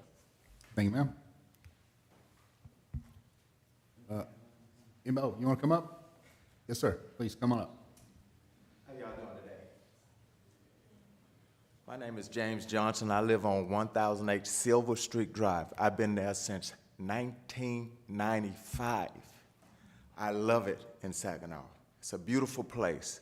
But if y'all bring them old apartments, it's gonna make it really ugly. And I don't care nothing about them things. It will raise crime. That Grand Central is like a racetrack. I see them ride down through there with them motorcycles and them high-dollar speed cars doing 60, 50 miles an hour, and it just drives me crazy. I'm against it. So, as the rest of these people are, they're against it. Reconsider it. Consider, please, for our sake. Thank you very much. Thank you, sir. All right, we're still in a public hearing. Anyone else wish to speak? Anyone out in the lobby that can hear my voice? I think y'all can hear my voice out there. The microphone's open. If you wish to speak. We're good? You're good out there? Okay. Anyone here wish to speak? Anybody else? All in, all done? All right, thank you, folks. Council, any last questions for Susie, Abra, and staff? Any last questions? I'd just like to say that I'm extremely impressed with the citizens, especially I live over in Highland Station, so I'm extremely, extremely impressed that you all showed up for this. This is what makes America great, is this, and being able to listen and stuff. So again, thanks for taking, I know everybody's busy, and I really appreciate it, and it's what it's all about. Other questions, council? So it sounds like a church. How do y'all feel about a church? Because we can't stop them from building a church. No matter what we do, they can build a church today, tomorrow. Mark, how do you feel about a church? No. So I feel there's something going to be, it's not going to be a green space forever. No matter what we do, they can build a church tomorrow. Okay. So, okay, anything else? Anybody else? Any other questions for Abra or Susie? So at 8:43, take us out of a public hearing, and I'll entertain a motion. Mayor, make a motion, we follow the recommendation of the P and Z board and deny the rezoning of this property. I'll second Do I have a that. second? Valerie, second?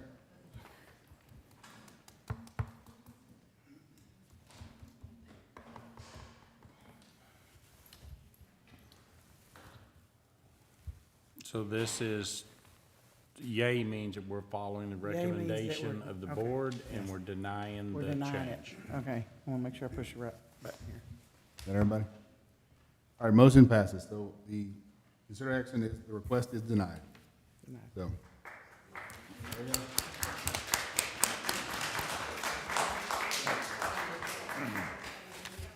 All right, moving forward, 5A, consider action regarding authorization of amendment to Cobb Finley contract for utility coordination on Industrial Boulevard. Randy Newsom, Director of Public Works. Thank you, Mayor. This item is something that y'all seen before, brought before you. I'd hoped that we were done with it the last time, but this project's been very difficult, to say the least. You know, it's a $3.7 million project. You know, our $300,000. We entered into a contract with Cobb Finley to do the utility conflicts that take care of that stuff, and due to some extra design coordination, just like with everything else, there's always changes in plans, and we've had more changes. And so this is a request for an amendment to the contract that we have with them right now in the amount of $20,706. And I have Lauren from Cobb Finley, if y'all have questions that you'd like to ask about while we're here tonight, so.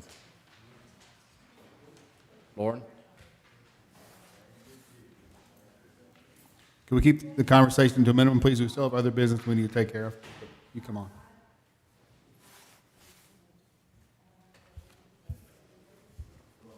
Good evening, Mayor. Thank you, council members. I am here for any questions that y'all may have in regards to the supplemental to the task order.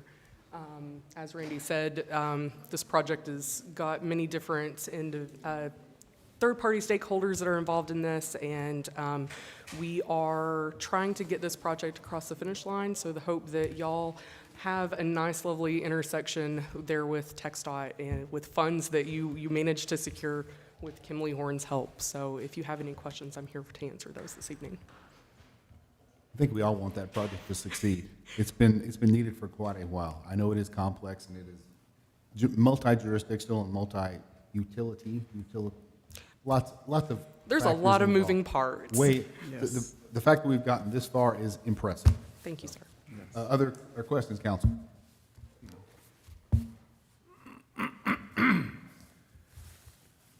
Everybody happy?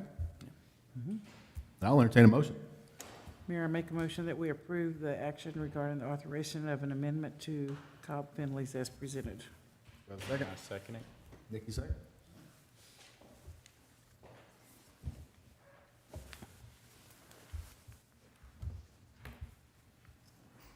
Motion passes. Thank you. Thank you all. Thank Have you a good very much. evening. Have a good day. Let's make it happen.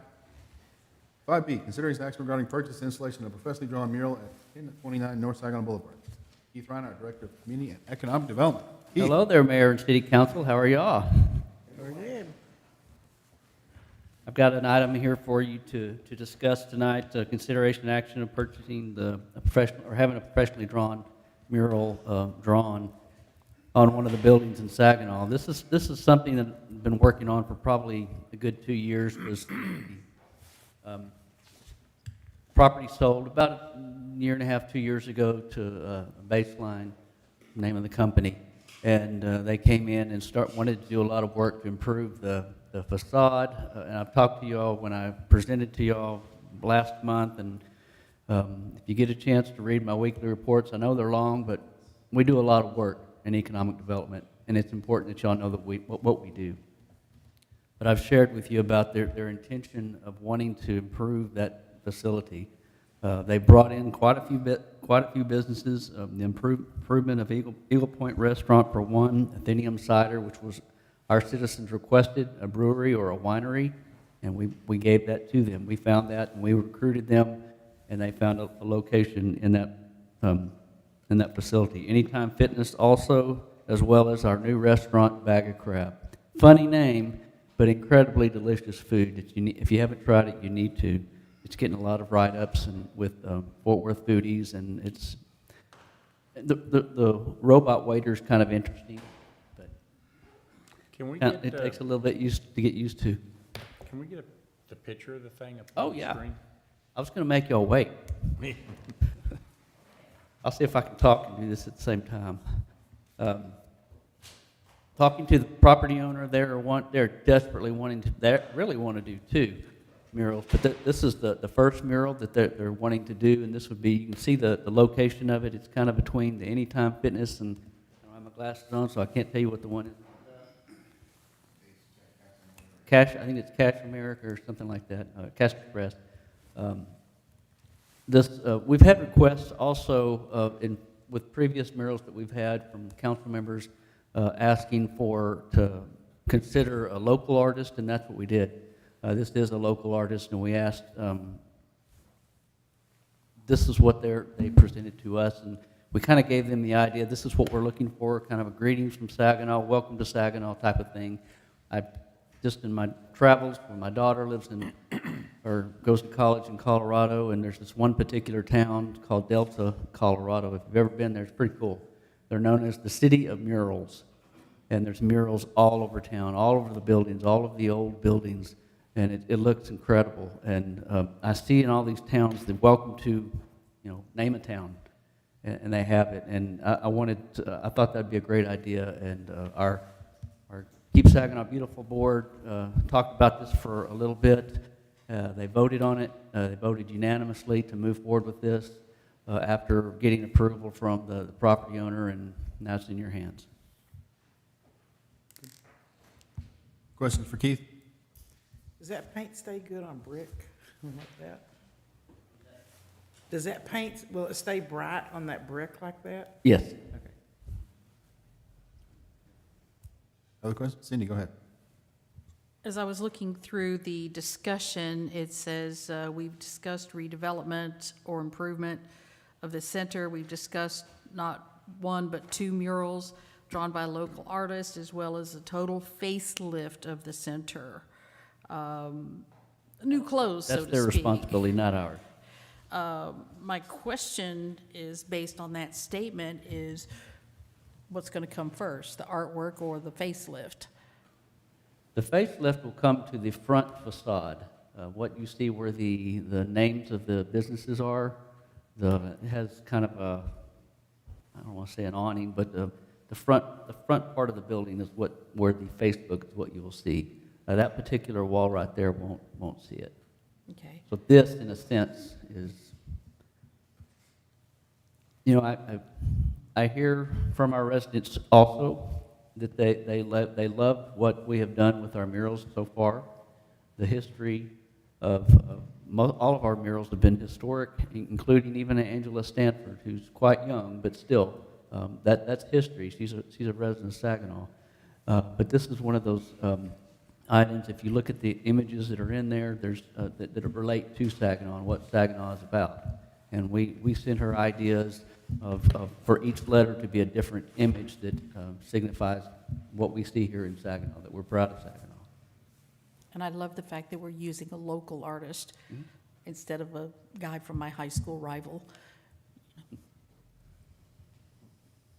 I draw a pretty mean stick figure, but I'm not going to be hired for this. Council, other questions for Keith? So the slide that was up before had a $20,000 figure, and then this says 12.9. What kind of financial impact are we really looking at? 12.9. The 20-something was for both of them, right, or something? I don't know. You said there's 2 things here going on, not 1 but 2 murals potentially drawn by a local artist. If it says 20, that's Okay. I don't know where you're getting, where's the 20? It was on a slide you had up before this. It's only 12.9. Yeah, that again is, we have trouble with, that's from the previous item. That 20,700 is from the Cobb Finley, because it says Cobb Finley at the bottom, so we still gotta fix that. How can we fix that? Where's Pedro? We still get this as, it seems to be one behind. Oh, I see the background Yeah, see? discussion. Yeah. That's what he's talking I about. know, so that's the wrong one. The Oh. mural's 12, like he said. Yeah. And one of the other things Well, that right I've here- heard, This is what I was going by. It says right here that they have not one but two murals potentially drawn. And I figured the 12.9 was just for one mural. I'm sorry, I'm hearing impaired, so I have a hard time hearing. You said the 12.9 is for one mural, correct? That's correct. The Saginaw mural. Correct. The one you see right That one there. right there, yeah. That works. Okay. That's what we're voting on, or discussing. one other thing that I've heard from a lot of citizens is, although they enjoy the murals, is that they would like to see more landscaping around our municipal buildings, the police department, the library, Public Works, those sorts of things. They would rather see their money invested into that instead of, more murals at this time. I understand and I appreciate that the beautification, or Keep Saginaw Beautiful Committee, voted in favor of this, but I think we need to start looking that direction as well.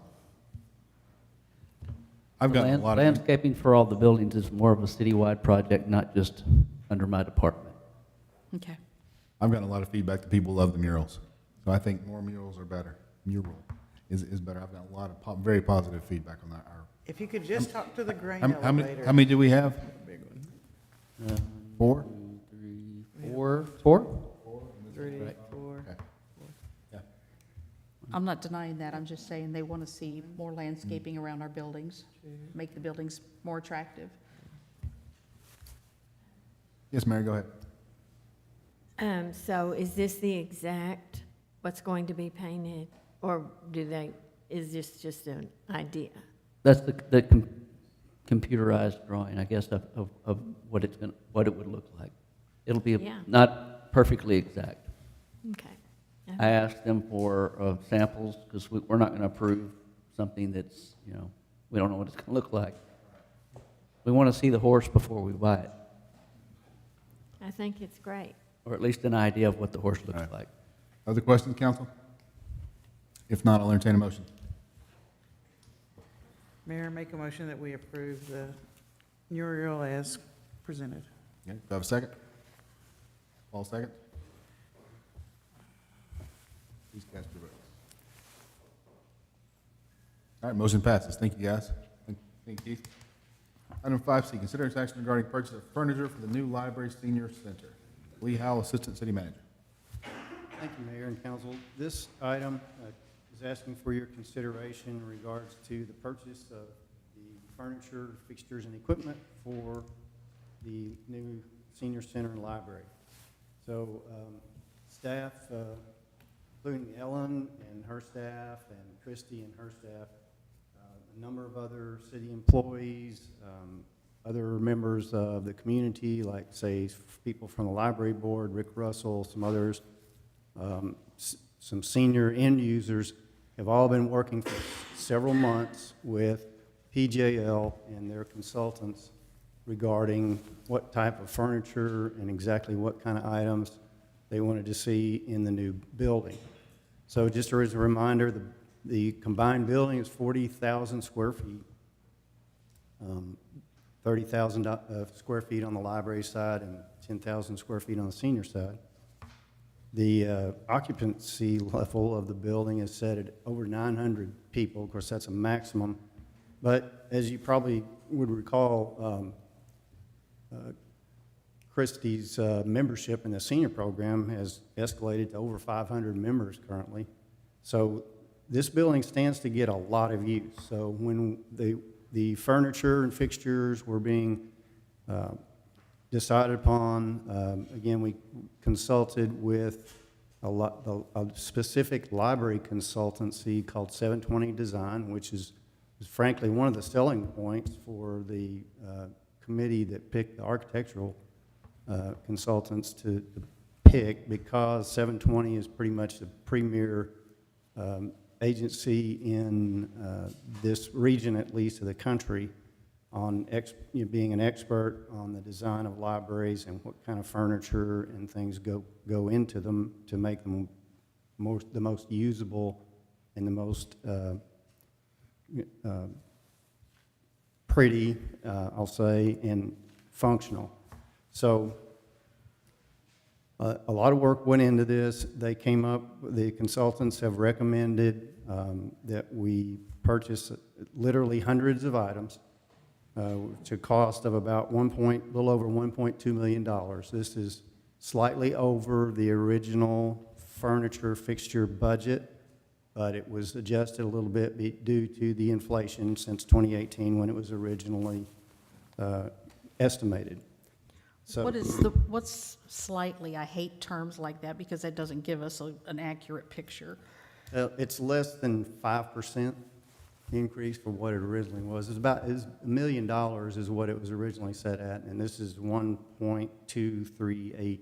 Okay, that makes sense to me. That helps me see a better picture. Okay. So is that still covered under the original estimate? I mean, or is this going to be extra funds you're going to just go over?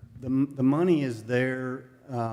It's above the original estimate because I mean, everything inflated to the point that we had to go beyond. The original bond was $23.7 million. That covered everything, construction and all the furnishings. The current estimate for all of that is just under $25 million. So the money is there, though, through some interest from the bonds and also from ARPA funds if we need them to finish out the total cost. So the money is there to purchase this, and in fact, it includes, actually the money is there from the 2022 bond funds to purchase all this. The chairs, this includes chairs, tables, desks, workstations, cabinetry throughout the building, countertops, shelving, down to waste baskets and even some restroom equipment. And what it doesn't include is the fitness equipment on the senior side and the kitchen equipment in the main kitchen, and that's because that was out of the scope of these consultants in particular. But the money is there to finish those items out as well. We just have to consult with some additional people to finish that out. So, did the original budget of $1 million include those? yes. So that'll actually make us even go over further. Well, that's included in the figures that I gave you a while ago. There's a technology budget, and the fitness equipment, there's still money in what we are calling the furniture budget. The to 1.3. purchase that. Sir? The 1.3 million. Yes. Okay. Yes. So even though it's, well, hold it, you said it wasn't in there. No, Well, it's not included in the 1.238. It's additional to that. It's not in this amount. But it's in the budget overall that we allotted for furniture and equipment. Okay. So we have some quotes on that, and it's somewhere in the neighborhood of between $70,000 and $80,000, and we have that money on hand. Is that for both the exercise equipment and the kitchen stuff? No, the kitchen is about the same amount again, but again, that's. 125,000 then? So Right. not- Okay. And I've got a real basic question. We've got a not to exceed for this entire project. Why do we have to approve this one portion? Why does this have to come before council?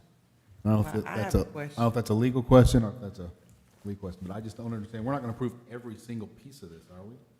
No, I don't think it's that. No, I I'm think asking Lee, the reason we brought it to council is just because it's a large sum, and it can't, all these items we bought off the buy board, and it just requires the manager authorization to sign up. Yeah, right, and as Kim spoke here, it's not part of the construction contract. So. So we won't try have to best approve bring it- every single spend, will we? Because this is $1 million, but there's many more millions to go. No, I mean, if it's I part mean, of the, We're not gonna have to approve before we pour concrete, or before we add sticks, or before we add plumbing, or, so that's my question. What, It's in the building part. I know, but this is the whole project, so I guess I don't understand why it's being broken out. I don't understand. Maybe because it's extra. And I don't want everything to come before council. That's my point as well. So is there a legal reason why we need to do this? Somebody explain that to me? Yeah, so Lee and I haven't had the conversation yet, but if this is outside the scope of the contract that was previously approved and given the price, if these funds were budgeted, it wouldn't necessarily have to come back to council. But I know typically in the cities that I work in, if it's, one of my cities calls it the 2 comma rule. If it's over $1 million, that it should probably come to council just so that you're aware that the purchases are being made. And we're gonna spend many more millions on this project, so is a roof gonna come before council? And I'm being a little facetious, but Right. my point is, where does it stop? If it's in the construction contract itself, then it won't come back as a line. Okay, but since this is interior, it's not part of the construction contract? That's correct. All right. That makes a little more sense. I do have a couple of questions. I think this, Mayor, I think this will be the only thing of this size that we bring to you outside of that. So most of all the rest of the construction expenditures will come through a check rec process, and we'll just process those and cut a check back to the construction company. I do have a few questions for Ellen.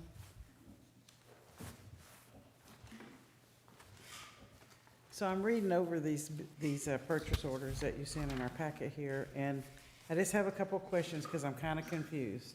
Okay. I'll try to answer them. I haven't seen these documents. What I've seen is what the interior designers have showed us as far as like pictures, and, we actually tested a lot of the furniture ourselves. We Yeah, went to showrooms, so it's been a really long process. I haven't seen these, so bear Okay. with me, but yeah. Well, I my can- question is, when you add up all the chairs here, we have 771 total chairs coming.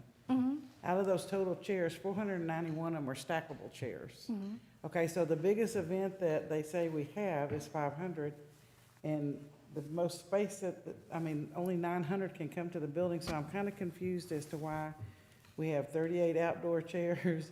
And these aren't cheap chairs. I mean, the loungers are like, No, and I all- know they're good quality, don't All get me wrong. commercial furniture is very expensive. Yes, it is. It's yeah. very expensive. I know, I'm in that business also, but, Yeah. and then we have 186 tables. Okay, That's so a lot of tables and chairs. But it's all different kinds of tables. We, inside the multipurpose room with, if you'll remember, I don't know how long it's been since you've seen a floor plan. The multipurpose room is two sections that are shared by the senior center and the library, and then an additional 2 sections that are just senior center. So that's 4 different rooms that can be opened up into one big room. So that's where those 400 chairs go.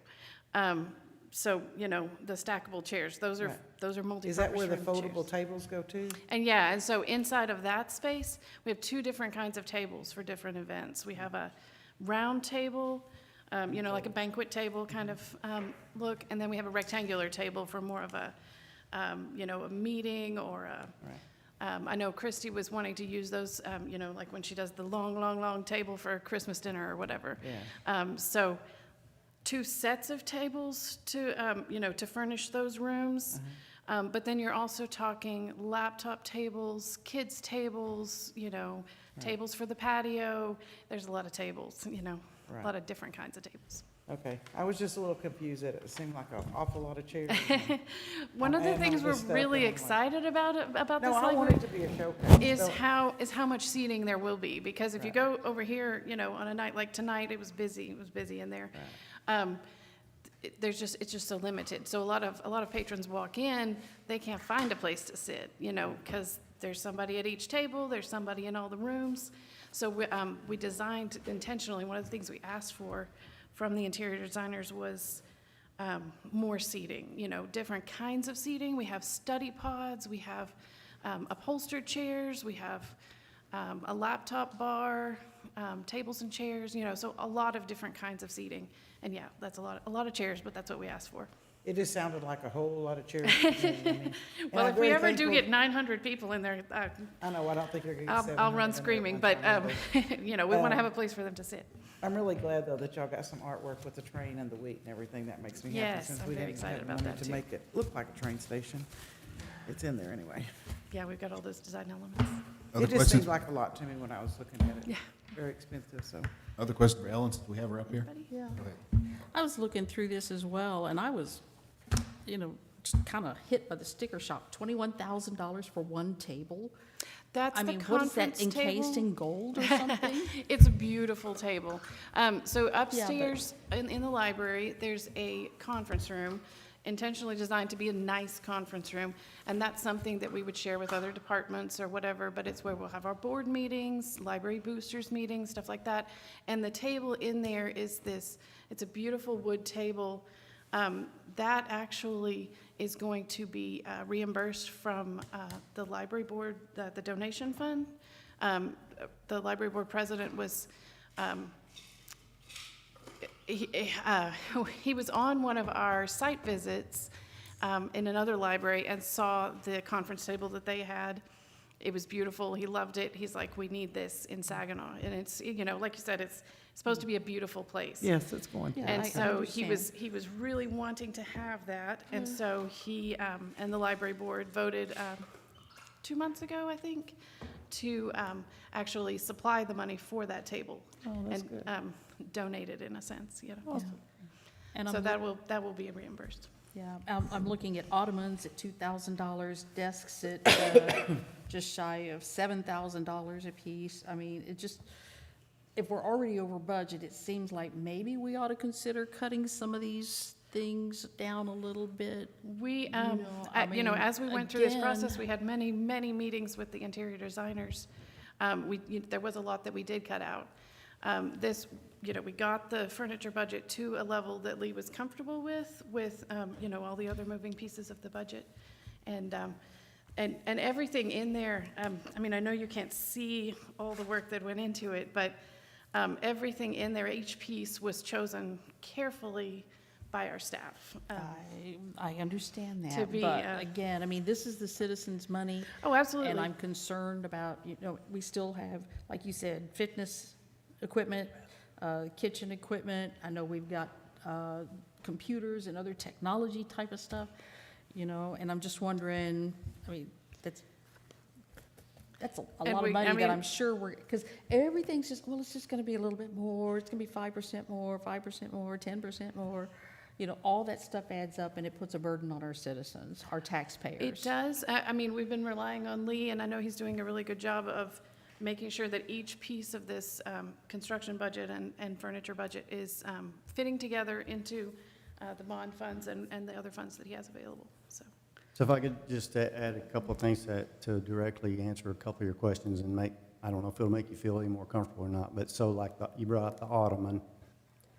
These ottomans are not like what you would have in your living room. They're like 6 feet long. They're heavy duty. Yeah, I saw They're that made movie. not to turn over. I wish I had pictures of all the stuff so you could see it, but we'd be here all night looking at them. But it is a very expensive piece of furniture, but you have to consider that it's especially on this, a lot of consideration was given on the senior side and on the children's and teen area as well, to make sure that we had things that were stable, that won't turn over, that are tough, will last a long time. They're a high-grade upholstery or vinyl that, should last quite a while. And so those items, unfortunately, are very expensive. And, I know there's a lot of what appears to be redundancy on the chair side.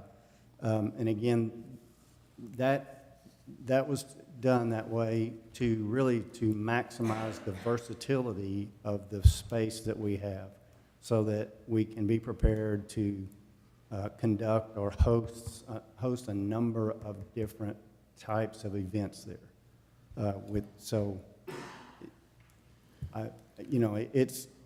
The sticker shock was a shock to me too, but again, we're within our budget. as, you know, as best we can be, and everything in without adding anything to the final bottom line of what we have on hand. Okay. And one final question. I was reading on the Tangram order. It has a thing here about, please consult your Tangram representative for further information on appropriate cleaning procedures, products whose materiality and or appearance is affected by improper use of cleaning agents will not be covered by the manufacturer warranty. So what is your plan for handling that side? Cleaning? The cleaning, who's going to do that? So What sort of training are they going to go through? Another reason for the cost of these pieces is that they're all custom upholstery. Because Yeah, I we saw the fabric chose, prices. yeah, but we 60-something. chose all the materials to be durable and to be cleanable.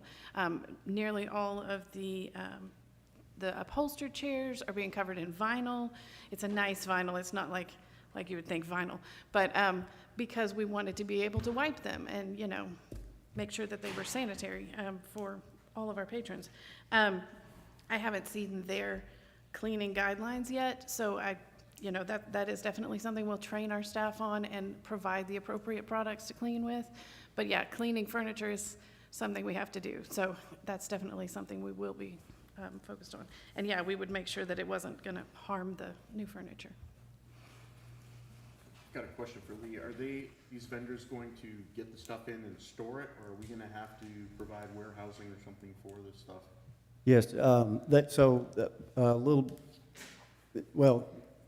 if we order these things right away, some of the vendors have told us that they will store it for us if it comes in early.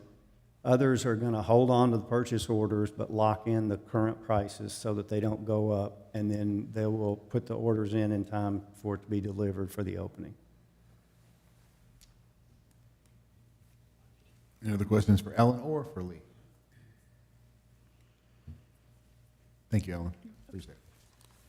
No other questions, and I will entertain a motion on 5C. Mayor, I make a motion that we approve the purchase of the furniture for the new library senior center as presented. Do you have a second? I'll second. All right.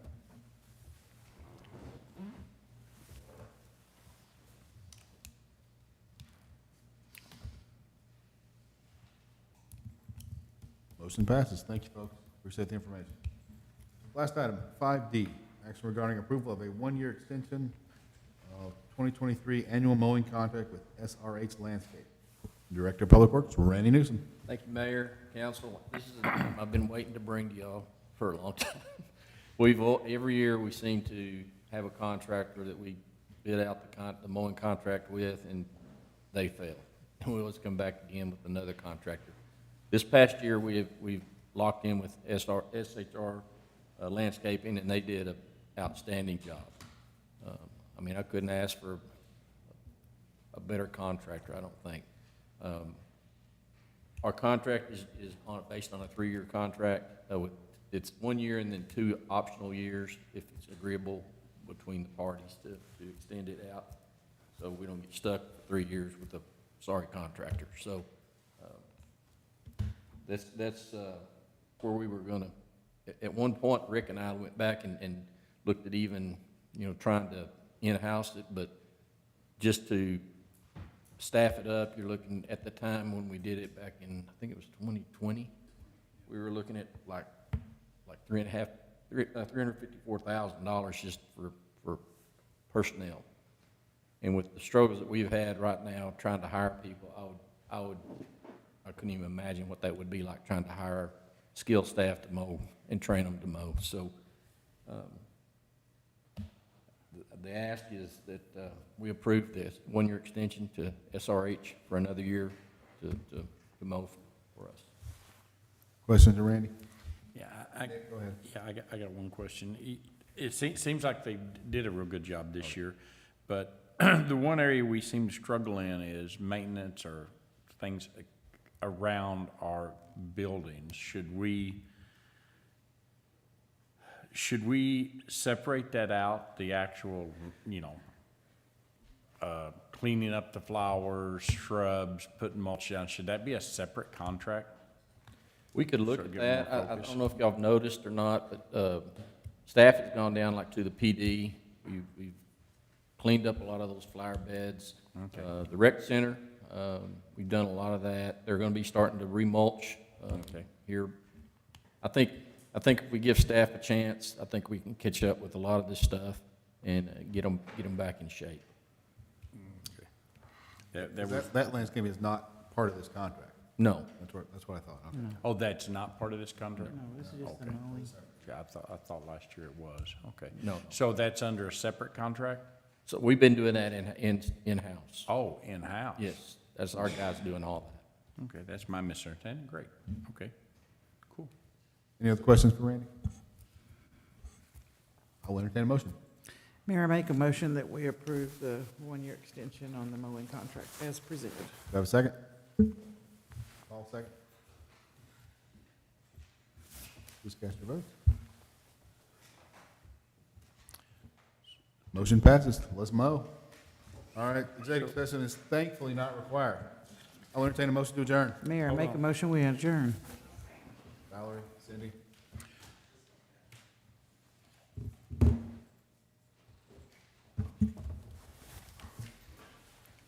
Look, that was approved too. At 9:19, we're out of here. Thank y'all, folks. So, did, on item 3D, the two requests I got, is that gonna be